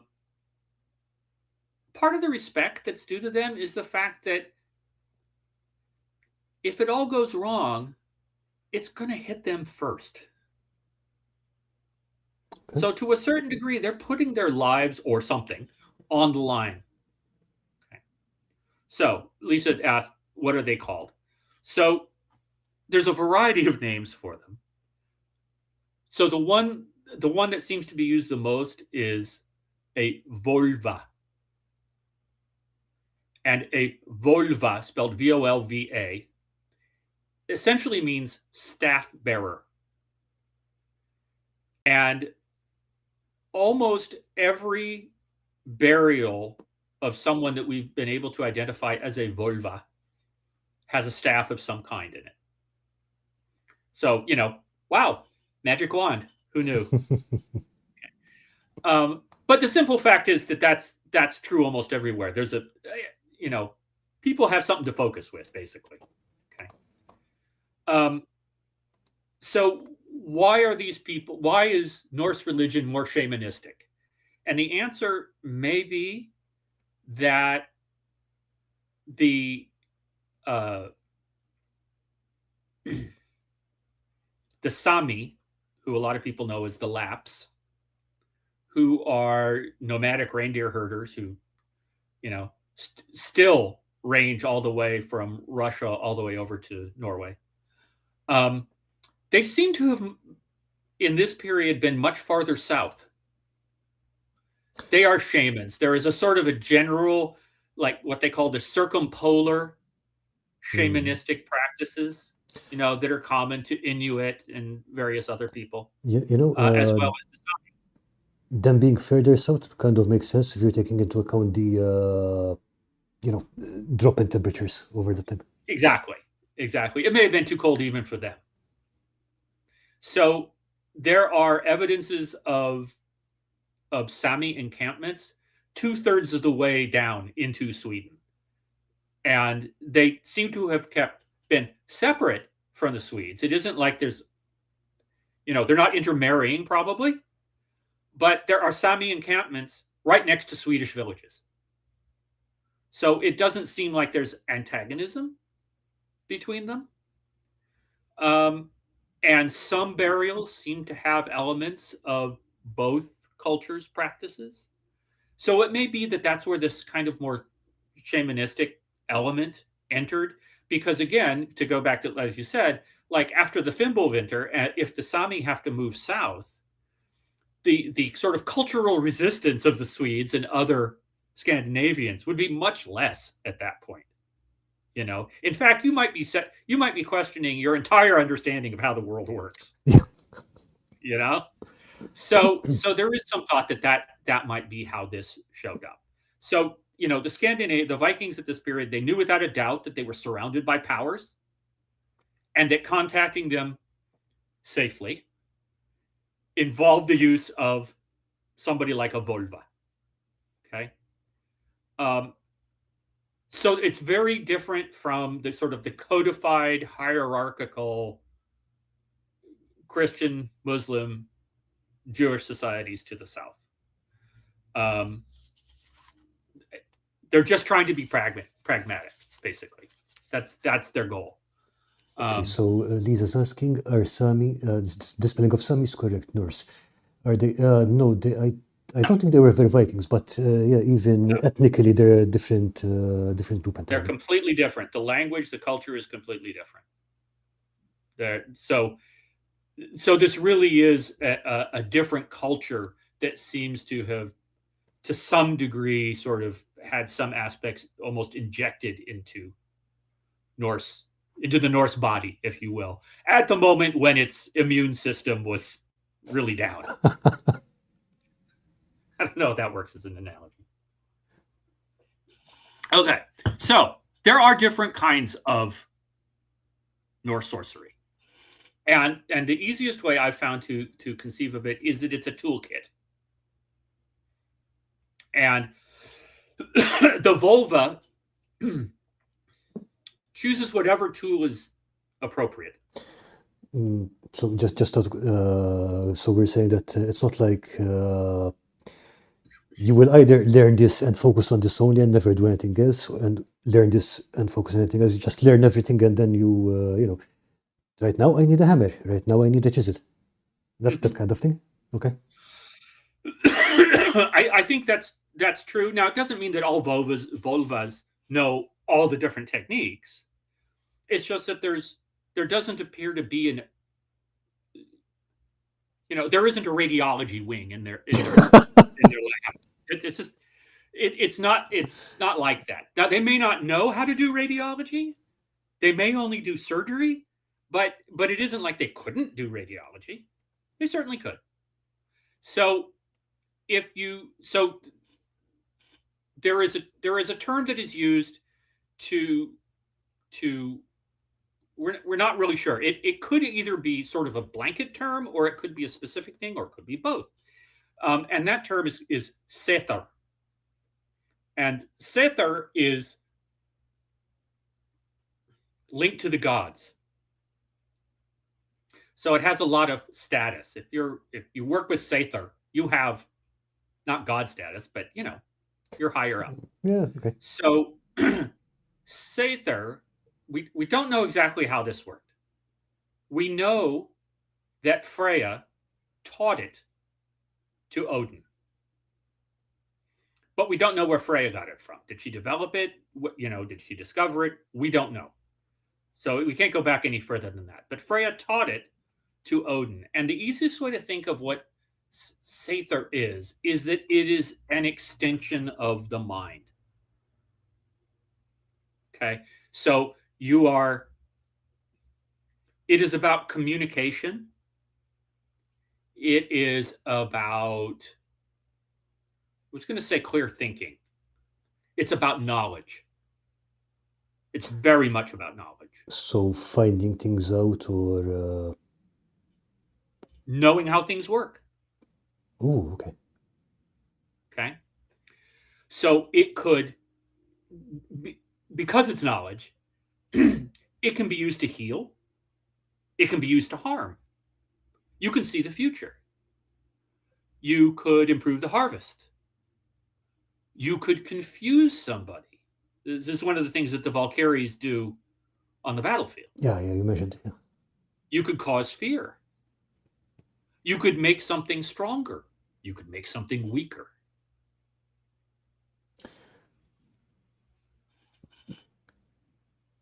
So kind of, again, if we had to break this down into D&D terminology, because that's kind of the opposite of this. That's a very hard taxonomy kind of thing. So we're talking about enchantment, transmutation, divination, partial. Yeah, charm, bless, all of this stuff. I mean, there are essentially, because D&D has to be structured, any RPG has to have a structure, so that we can argue about it during the game. But you can do all of those things. And there probably is a ritual to do that using Seiðr, but it might be a different ritual depending on where you are, that or what the time of year is. It could be very different. So it's nowhere near as structured. Yeah, right? makes sense. Users, the vulva, are usually women. And we're not really sure why. I suppose that the primary theory is that it's because ultimately it came from Freya. So even though it was transmitted to Odin, and it seems to have been Odin who spread the knowledge, which, by the way, with Odin, you're always like, why did he do that? What's he get out of it?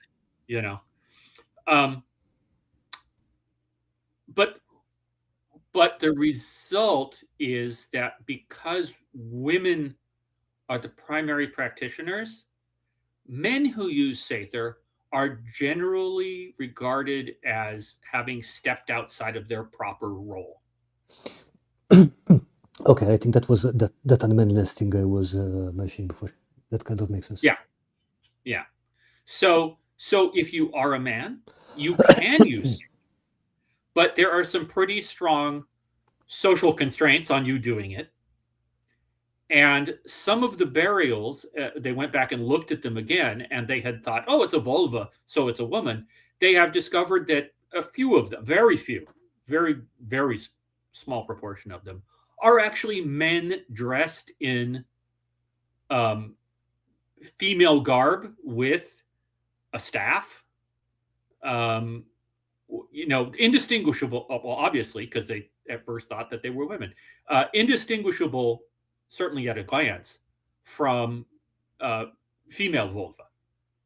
Okay, so we don't know if they had to dress like that. If they dressed like that in real life, we don't know if it was choice. We don't know if they were dressed like that after they died to mark them as this is what they did. I mean, you bury a warrior with what he used in life, we just don't know. But it was certainly possible to be a male practitioner of Seiðr. So there are also, it seems like there might have been like specializations within Seiðr. So like if someone, or maybe they were just describing what somebody did in a particular situation. So a spakona is essentially a seeress. This is somebody who's looking into the future. But that doesn't mean that's the only thing that you could do necessarily. Another word kind of means the same thing, or it makes sense, is a seithkona, which is a Seiðr woman. Okay. And generally speaking, if I that excerpt that I read from Adam of Bremen earlier, the talking about trances and stuff like that, there's a lot of hallucinogenics that are used. Yeah, and actually, I read a good paper discussing why our concept of Santa might actually be coming from Sami shamans high on fly amanita mushrooms. Absolutely. It's not just, by the way, like hallucinogenic herbs or seeds. It's also alcohol. Alcohol is just, oh yeah, there is so for example, still true, there's a relatively high level of alcoholism, not only in Scandinavia, but also in the north central United States and adjacent areas of Canada, where Scandinavian populations settled in large numbers. And there is some thought that part of that goes back to this, that this, the idea that alcohol is a way to escape, basically. But there's actually in the use of Seiðr and in the use of rituals, frequently not just the practitioner, but everybody who was there was encouraged to get absolutely wasted. I mean, it does have a lot of calories in it, so I can see it from a survival point of view, as long as you don't freeze to death while you're... Yeah, I was going to say, as long as you don't do it outside in January. So the fact that, okay, we're going to go into a trance and there is, that all sounds very shamanistic, right? But there also seem to have been, it's again hard to know what these really are. Think of them as techniques that we're not sure if they were regarded as part of using Seiðr or if they were other techniques that you just could use with Seiðr. So there is Galder, which is, if you like, a really specialized tool within the toolkit. It is this high-pitched singing, kind of incantation. This is still part of Nordic folk music. And in fact, if you use that, there was a term for you, the Galdrakona, which is the Galder woman. Okay. It's rhythmic. It's basically spell singing is what it is. And it shows the power of spoken language. Mm-hmm. So again, if there was something else that you needed to do, whether it was using the hallucinogens or whatever, as well as Galder, that would be fine. It doesn't really matter. It's just another tool in the toolkit. Okay. And then one that we're really not sure about, but is really kind of fascinating and people want to figure it out, is something called Gander. And somehow Gander is more basic, more old. It's older. It's more primal. I think the general thought is that it's a survival of the pre-Fimbulwinter Okay. belief system. So it survived in some way, but it was always kind of secondary to Seiðr. And it specifically seems to be linked to like summoning beings. But we don't know if it means actually physically summoning them or if it just means talking to them. Like, again, we see this both in Greek myth and in Judeo-Christian myth, like, I don't know, bringing up the spirits of the dead or something like that. Mm-hmm. Yeah, I mean, we just don't know enough about it. One thing that is interesting, which again points to the fact that maybe it's a survival, is that there seem to have been more male practitioners of Gander. So maybe Gander was kind of like Tyr in that it had a higher status and more usage before the Fimbulwinter, and then was gradually displaced to some degree. So it would also mean that would also help to explain why some men were still vulvas, in that if they came from a tradition of Gander, it would flow naturally into the use of Seiðr. I see, yeah. And I mean, at the same time, if it's also, it would be like it was a socially accepted role for men before that. Mm-hmm. Yeah, you're not going to be. Again, you were kind of, if you were a man and you used Seiðr, you were kind of looked down on, but at the same time, you used Seiðr, which itself was high status. So it doesn't seem like you were automatically be shunned, but it does seem like, oh, he's not a real man. It sounds like more like okay, unusual choice of profession, but okay. Yeah. Yeah, I mean, so it's not a terrible thing. You're not ostracized for doing it. To be fair, I think there were very few things that you could do to be ostracized. I mean, like short of that's mass murder true. and stuff like that. It's yeah. Yes, that's very true. It's very true. So, but the result is, because we have these other things, Galder and Gander and whatever. We if you needed something done, you needed to choose somebody. You might have a local, whatever. I'm not even sure I don't want to really call him the vulva, because the vulva thing kind of seems to involve like a high level practitioner. Okay. But so you might have somebody local with Galder or Gander that could do what you needed done. So kind of like the local wise man or wise woman or yeah, exactly. But their range is more limited than a vulva. So if it's a big issue, like summoning a denizen of the other world, or whatever it is, something bigger, or like really harming someone, because you can potentially do that. The call goes out for the expert. It's sort of the difference between having, hiring a handyman and hiring an electrician. And I mean that for the money you have to pay too, right? Because typically, if you actually hired a vulva to come to your farmstead, she had an entourage. You were required to feast them. You usually had to build, I guess you could call it a stage, but a platform, so that she was above everybody else. And the ritual would largely take place on, this is expensive stuff.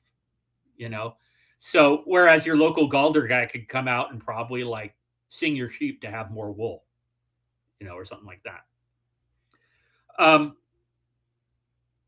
As you might expect, vulvas were definitely high status. Their burials are rich with grave goods.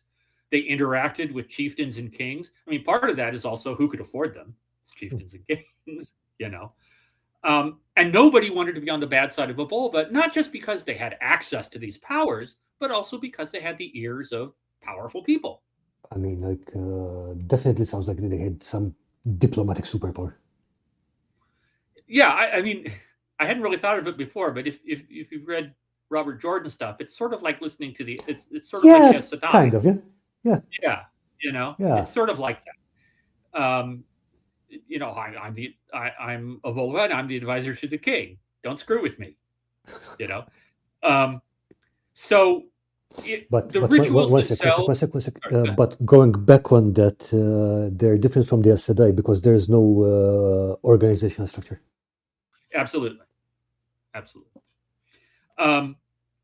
So it seems like almost every time, it seems like if it was a full-on vulva that was doing it, there would be some kind of inducing of a trance. There would be usually some kind of sacrifice. Not usually human. That would be pretty rare.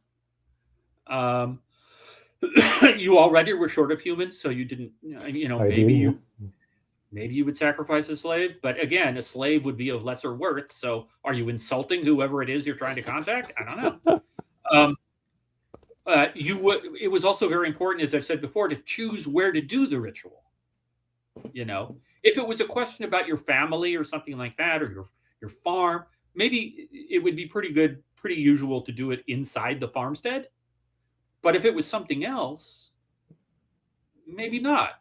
So if you're having a boundary dispute with a neighbor, maybe you find a spot as close to the boundary as possible. And in fact, one of the abilities that is highly prized in vulvas is what they called utiseta, which is choosing the right place to perform it, because that's where it all starts. Okay, finding signal again. Yeah, this is the appropriate place. So if the vulva is engaging in utiseta, they're saying, okay, this basically means I have to sit outside at night, or I have to sit by a burial mound, or I have to sit by running water. I can hear the bill charging up right now. Yeah. Yes, exactly. So anyway, access to the other world is easier in some of these places, or sitting underneath a dead man. That's a big one. Right? That's a big one. You're probably going to talk to Odin, or you're going to try if you do that. So all of these practices, in fact, are also attributed to Odin, and he's pretty much at the center of Seiðr. I know that Freya appears to be the ultimate source, but Odin, as the god of knowledge, is sort of the vortex. Okay, all of this, not in a power sense, but the knowledge of it just rotates around him. Mm-hmm. Because in some ways he's sort of a collective of all of the specializations. Right? He can do Seiðr, Galder, Gondar, other stuff that you don't even want to touch. He can do all of that. This is a god that hung himself on a tree for 9 days and then plucked out his own eye. You forgot that he also stapled himself to himself to gain wisdom. Yeah, you forgot that while he was hanging from the tree, he also stapled himself to it with a spear. Just because, why not? I mean, like, while we're there. Yeah. So, but he's also a trickster like Loki, and a weather god like Thor, and a war god like Tyr. He seems to be all of these things. His two ravens, Hugin and Munin, mind and memory, they go out every day and gather information and bring it back and whisper it in his ear. So he is kind of a transcendent being. Should men and women use Seiðr differently? What's going on? Social roles? It doesn't matter. He is transcendent. And, one of his epithets is the Allfather, because he's kind of the bridge, kind of the glue that holds this society together, conceptually. And so you end up with a situation where it's all humans are, I don't want to say subservient to the gods, but they're lesser than the gods. But the best that a vulva could do is to try to invoke the gods' help. That's the absolute acme of what they can possibly do. Okay. But there's never any sense of a contract being made. It's just a plea being made through a skilled intermediary. And that's what Norse religion, magic is kind of about. So there's never any kind of thing of like, this is going to happen. It's like more like, right. Hey, no, there is. If I can draw a historical parallel, it's like early Calvinism, where the thought is everything has been predestined. We don't know what our fates are. We don't know if we're going to heaven and hell, but we are desperate to try to find out because we're human. So if we are successful in this world, that is a sign of God's favor, and that means that we are probably going to heaven. I see. Okay, but because God is unknowable, that's not necessarily true. So you end up in a situation where you're paying through the nose for a vulva to come and do something. Actually, and they go through 3 different tool sets that they have, and at the end of the day, you're out a lot of money. You've been eaten out of house and home, and you just pray that whoever it is that they contacted, doesn't come after you. That's you just hope it. You've done what you can. I remember we had started discussing it before the stream, but basically, as we were saying, the worldview of the Norse, from what I can understand, is that they have a very strong sense of predestination. It's like if something is fated to happen, it will happen. But we also see a lot of stuff like, for example, Norse warriors try to get a seer to tell them their future, how they will die or whatever. Kind of, I couldn't really understand the point of that, because hey, it is going to happen. What exactly are you looking for there? It's like we cannot change it. But it's very important how you die. That's the main thing is, and again, we've kind of talked about this in the sense of male vulva, is the social identities, the social roles say this is a good way to die. It's fine to be a farmer and have a heart attack and keel over in your field. There's nothing wrong about that. It's not dishonorable, right? It is much better to die in battle. Now, one of the reasons for that is that, of course, there's a certain amount of personal glory involved. You may end up in a saga somewhere, but also, frankly, there's also the hope that you died in battle because Odin chose you to be with him at Ragnarok. So there are cases where warriors went and said, "I want you to tell me." They went to a spakona and said, "Tell me how I die," and the spakona tells them, and they go away happy, even though the answer is, "You're going to die really soon." That's the bad news. The good news is it's going to be glorious. And your family will be proud of you, and they will boast of you to everybody in the neighborhood. And maybe they'll even put up a rune stone. And I'm sure that you will end up in Valhalla.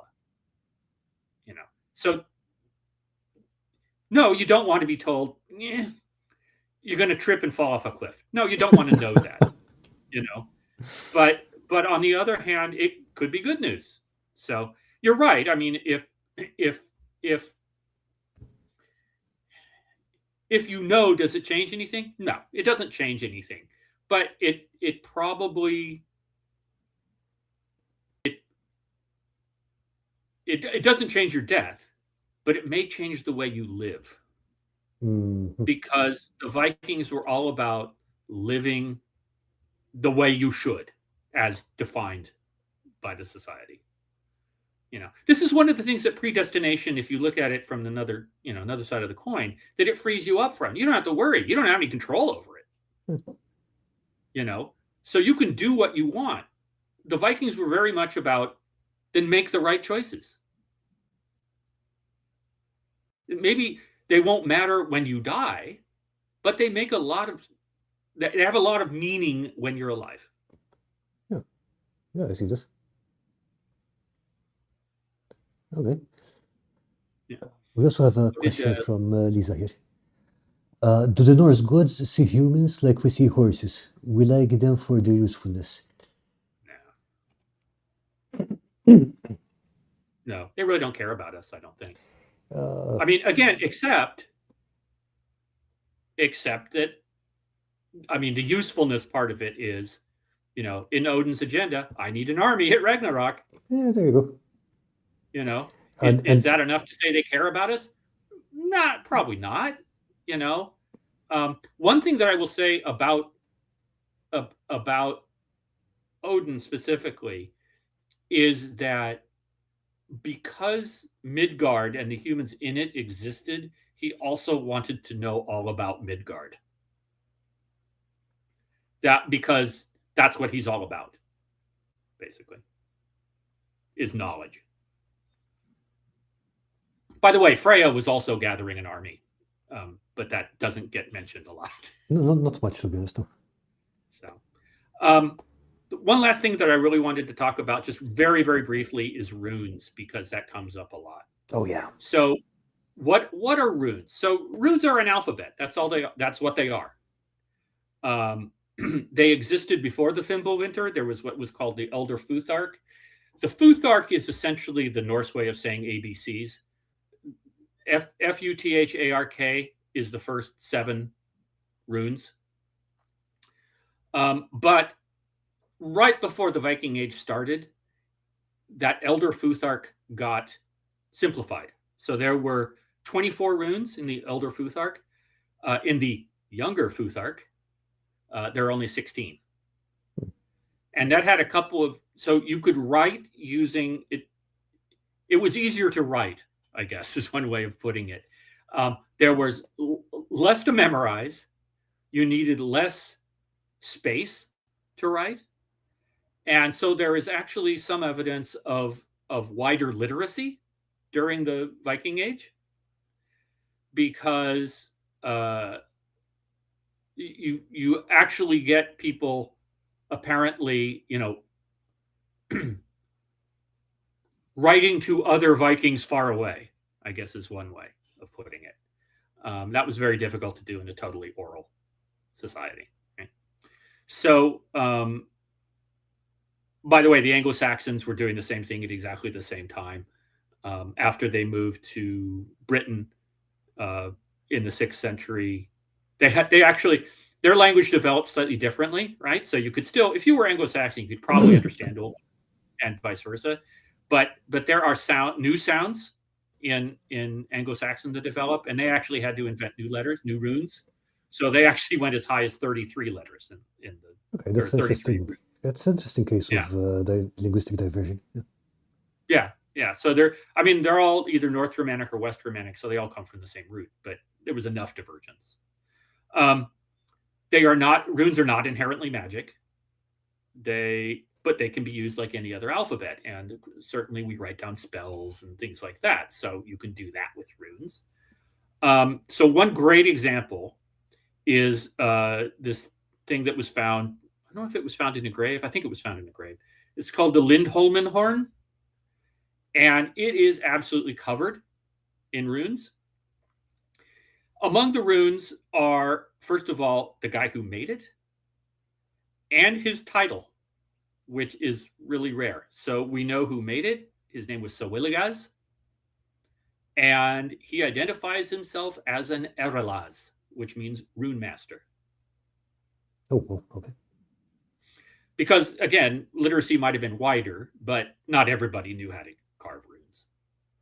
So, on the horn is what appears to be an incantation.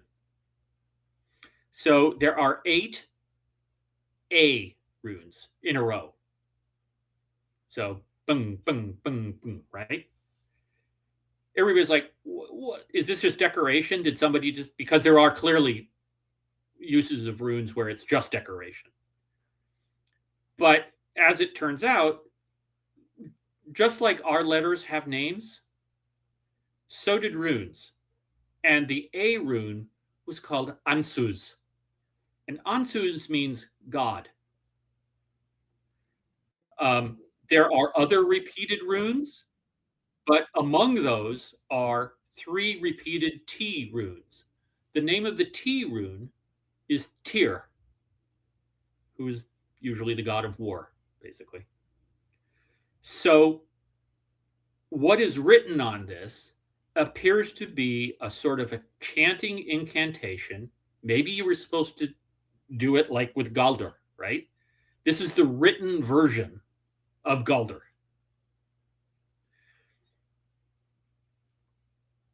Does that make sense? So it's think about it. It's rhythmic. It's you know,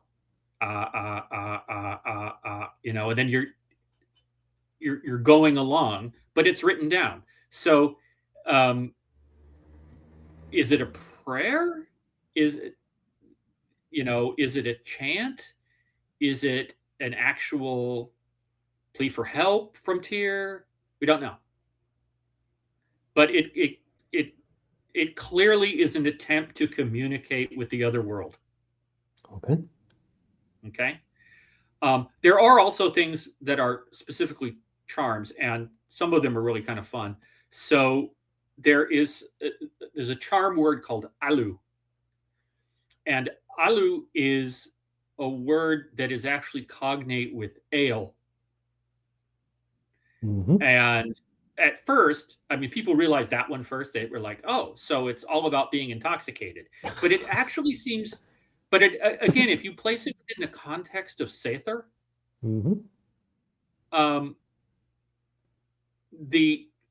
it seems more to mean like strengthen or protect. So, you know, a porter is an ale that is meant to strengthen. A stout is an ale that is meant to strengthen. You can also become intoxicated, which is a core of many, many, many Seiðr rituals. But is not the main, not the main thing. So that's probably the most common one. There's also like lita, which is invite or ask. So there are what appear to be, you know, like these little charms floating around as well. In the Prosetta, a few are mentioned, and some of them are like, I remember 2 of them in particular. One of them is a charm of protection against blades and weapons. And another one, which is interesting, is a charm to prevent anyone from speaking against you in assembly. Yeah, I mean, any of those, again, if they're written down, if the level of literacy and your general cultural level have gotten to the point that you feel like you can write down some of the things that didn't used to be written down and have them work, it makes perfect sense. The thing is that, again, different culture, different context and everything, but having spells or incantations written on piece of paper and carried around your person were fairly common in the, again, early modern period. It's definitely a thing in... and they animate golems, all sorts of things, yeah. All sorts of things, yeah. And the thing to bear in mind is, as we get towards the end of the Viking Age, there is increasing Christian influence. There is more integration with the rest of Europe. So it's not a static society. Oh, yeah, absolutely. By the time you get to 1066, there is a kingdom of Denmark. There is a kingdom of Norway. There is a kingdom of Sweden. It's Iceland, which fought a long time. It was basically comprised of people running away from Norway because they didn't like the fact that it was becoming more centralized, are taken over. As you might expect, the Kingdom of Norway is like, you don't get away that easy. But things are becoming much more complex than they were at the beginning, and Norse society is becoming more Christianized, and it's becoming more recognizably medieval. So none of this is, in that sense, much of a surprise. So the very last thing I want to talk about is something that I think, if you have a chance, you should go read, which is, it's an account. It's an account by a medieval. I'm not sure he was Arab, but I'll say Arabic, diplomat named Ibn Fadlan. And he wrote a manuscript that we had in partial form for many, many years. And then in, I think, the 1920s, a almost complete manuscript was found somewhere in the Middle East. And we kind of went, oh. So Ibn Fadlan worked for the Abbasid Caliph in Baghdad in the early 10th century. And he was a professional diplomat. And the Caliph sent him to visit the Bulgars. And at this point, the Bulgars did not live in Bulgaria. They lived farther east. They lived on the east side of the Volga, which is the same word as Bulgar. And he was sent to talk to the Bulgars and not really be a missionary, but sort of broach the topic, but also trade relations and the usual stuff. And on his way there, in one of the bends of the Volga, he happened upon a group of people who were clearly not locals. He described them as very, very tall, the best physical specimens he had ever seen, all of them with red or blonde hair, and indescribably filthy. And he happened to get there, and these are just people that he's coming across. He's not going to them. They just happen to be in the way. Yeah. And so when he writes his account, he writes his report, as all good diplomats do when he gets home and gets debriefed, and he describes his time with these people, and these people are called the Rus, and of course what they are is the Vikings that went east. Okay, so there is a Rus encampment, and their chief has just died, and he was a man of great status and wealth, and Ibn Fadlan actually stops to watch the death rituals, the burial rituals, on purpose. He could have been yelled at by his boss for stopping, but he was a curious guy, and so he stopped and watched it. Now, I'm not going to go into detail because some of it is pretty horrific, but among other things, and this is in 922, and this is north of the Caspian Sea, and yet what he describes is almost identically, we think, performed, because there is a sort of performance aspect to it, in Iceland. So I don't even know how many thousand miles that is. Okay. And essentially what it comes down to is the dead man's estate is divided into three parts. One part goes to his heirs. One part is sold to buy alcohol. And another part, literally a third, and another part is sacrificed. He is not buried for 10 days. During that 10 days, they pull his boat out of the water. They build a kind of a structure on top of it. The idea being that in 10 days, he would be moved from his temporary burial spot and moved in. Okay. And they, for the next 10 days, do nothing but drink, eat, and have sex. And they gather the dead man's retainers and they say, which of you will volunteer to go with your master? And a slave girl, they think she's probably in her mid-teens, volunteers. So for the next 10 days, there's a series of rituals that go on. They are directed by a middle-aged woman. The term, it's interesting, the term in Arabic is usually translated into English as angel of death, but probably a closer version is Valkyrie. But it isn't that. It's very clear. She arranges the rituals. She has her, quote, daughters, which also could translate as apprentices, sort of helping her out. She arranges all of the drinking, the sacrifices, because they're continually, decapitating a horse, throw the horse into the boat. Oh, now we got to cut a dog in half. Now we have to throw that in.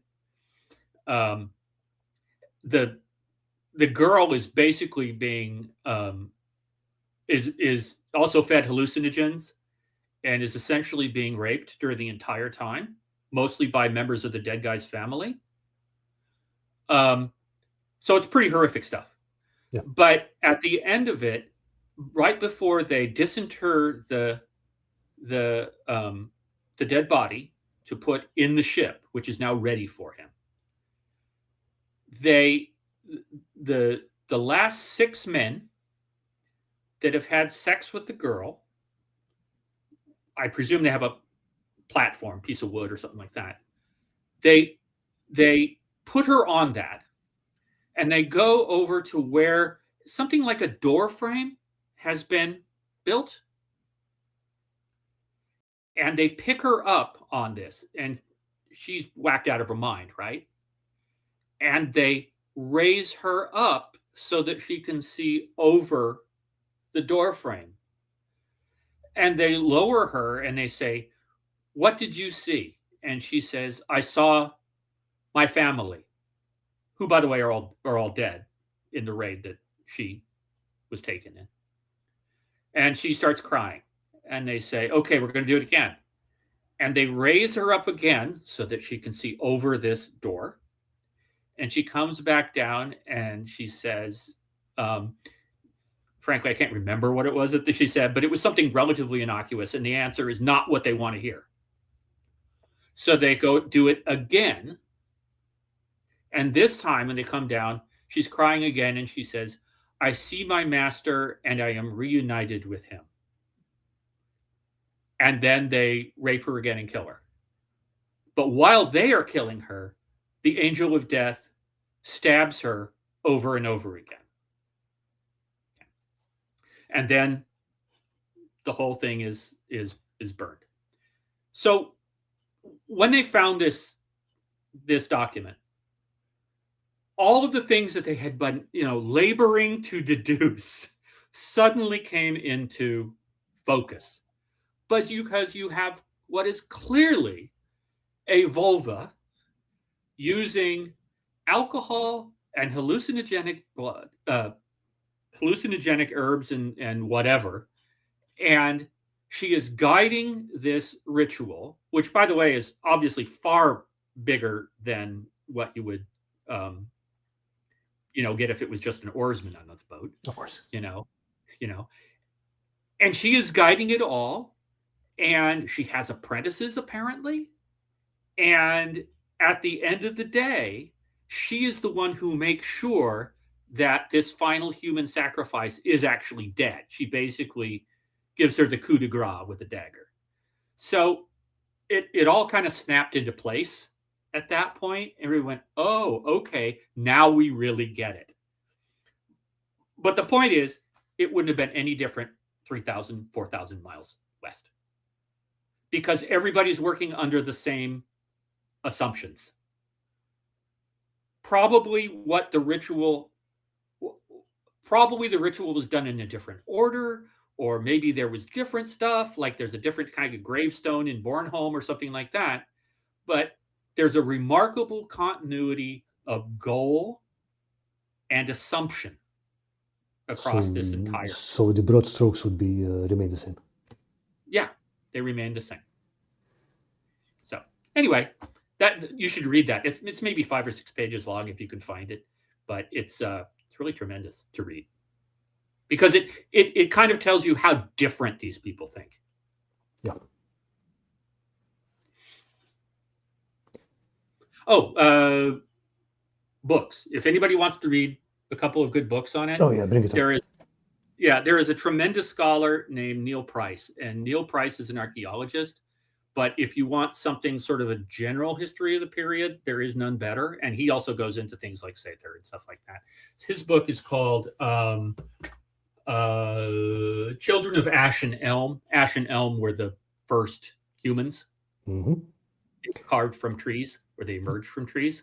Yeah, before may or may not. Before Heimdall bonked the rest of humanity into existence. Yeah. Well, and it may or may not be a coincidence that they're Ash and Elm, which just happens to start with the same letters as Adam and Eve. But anyway, so there's that. If you read that and you really like it and you want to delve into especially the burial practice stuff, but just in a deeper dive, he wrote another book called The Viking Way, which is absolutely tremendous, but it's a harder read, I'll put it that way. And if you want to just look into runes a little bit more, there's a guy named Tom Burkett, Birkett, and he wrote a concise history of runes, which is absolutely fantastic and relatively thin, which is always a plus. Always nice, yeah. So that's pretty much it. Okay, this was super interesting. I mean, like the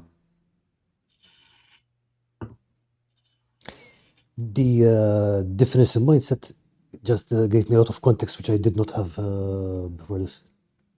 Because it's easy to look. It's easy to look at something and say, "Oh, okay, this is like this is like that." But if the foundation is so different, then it really takes a lot of thinking to get through. The appearance can be the same, but the spirit animating it can be completely different. Yeah. Now, it's really hard to keep your head in this. You can describe it all you want, but you find yourself using terms that pull you out of it. You know. But the keeper for me was the whole, the fact that Ragnarok has already happened. Was in the past. Yeah, that was because that sets the stage for all of this, including what they think will happen in the future. Yeah. So yeah, I don't know that 536 was the worst year to be alive, but it's certainly in the running. Yeah, I mean, like it's definitely up there with this kind of thing. Yeah. So. Okay, yeah, that's sort of things to think about. Definitely going to look into at least a couple of those books. So, Tom, thank you so much for this. This was super interesting, and yeah, we should get together and talk about 1066, possibly closer to the anniversary. Yeah, I think we know a little bit more about that. Yeah, it is slightly better documented, isn't it? So, okay. Well, again, it's a difficult thing to explain, just like it's a difficult thing to understand. So, but I think you've done. I hope I got something across. Yeah, absolutely. I think you gave us a really good primer for it. There's so much more to delve into, but at least you gave us some foundation on it. Yeah. So I mean, it is difficult because there isn't a handbook. You can't pick up a copy of a Norse Bible. It's not there. Okay. Again, thank you so much for being here, and thanks for the discussion. And everyone, thank you for joining us. Thank you for your questions. And just as a reminder, we have the paper crafting challenge, which is going to happen not next Sunday, but the Sunday after that. And in the meantime, you'll have a lovely week. Okay, bye.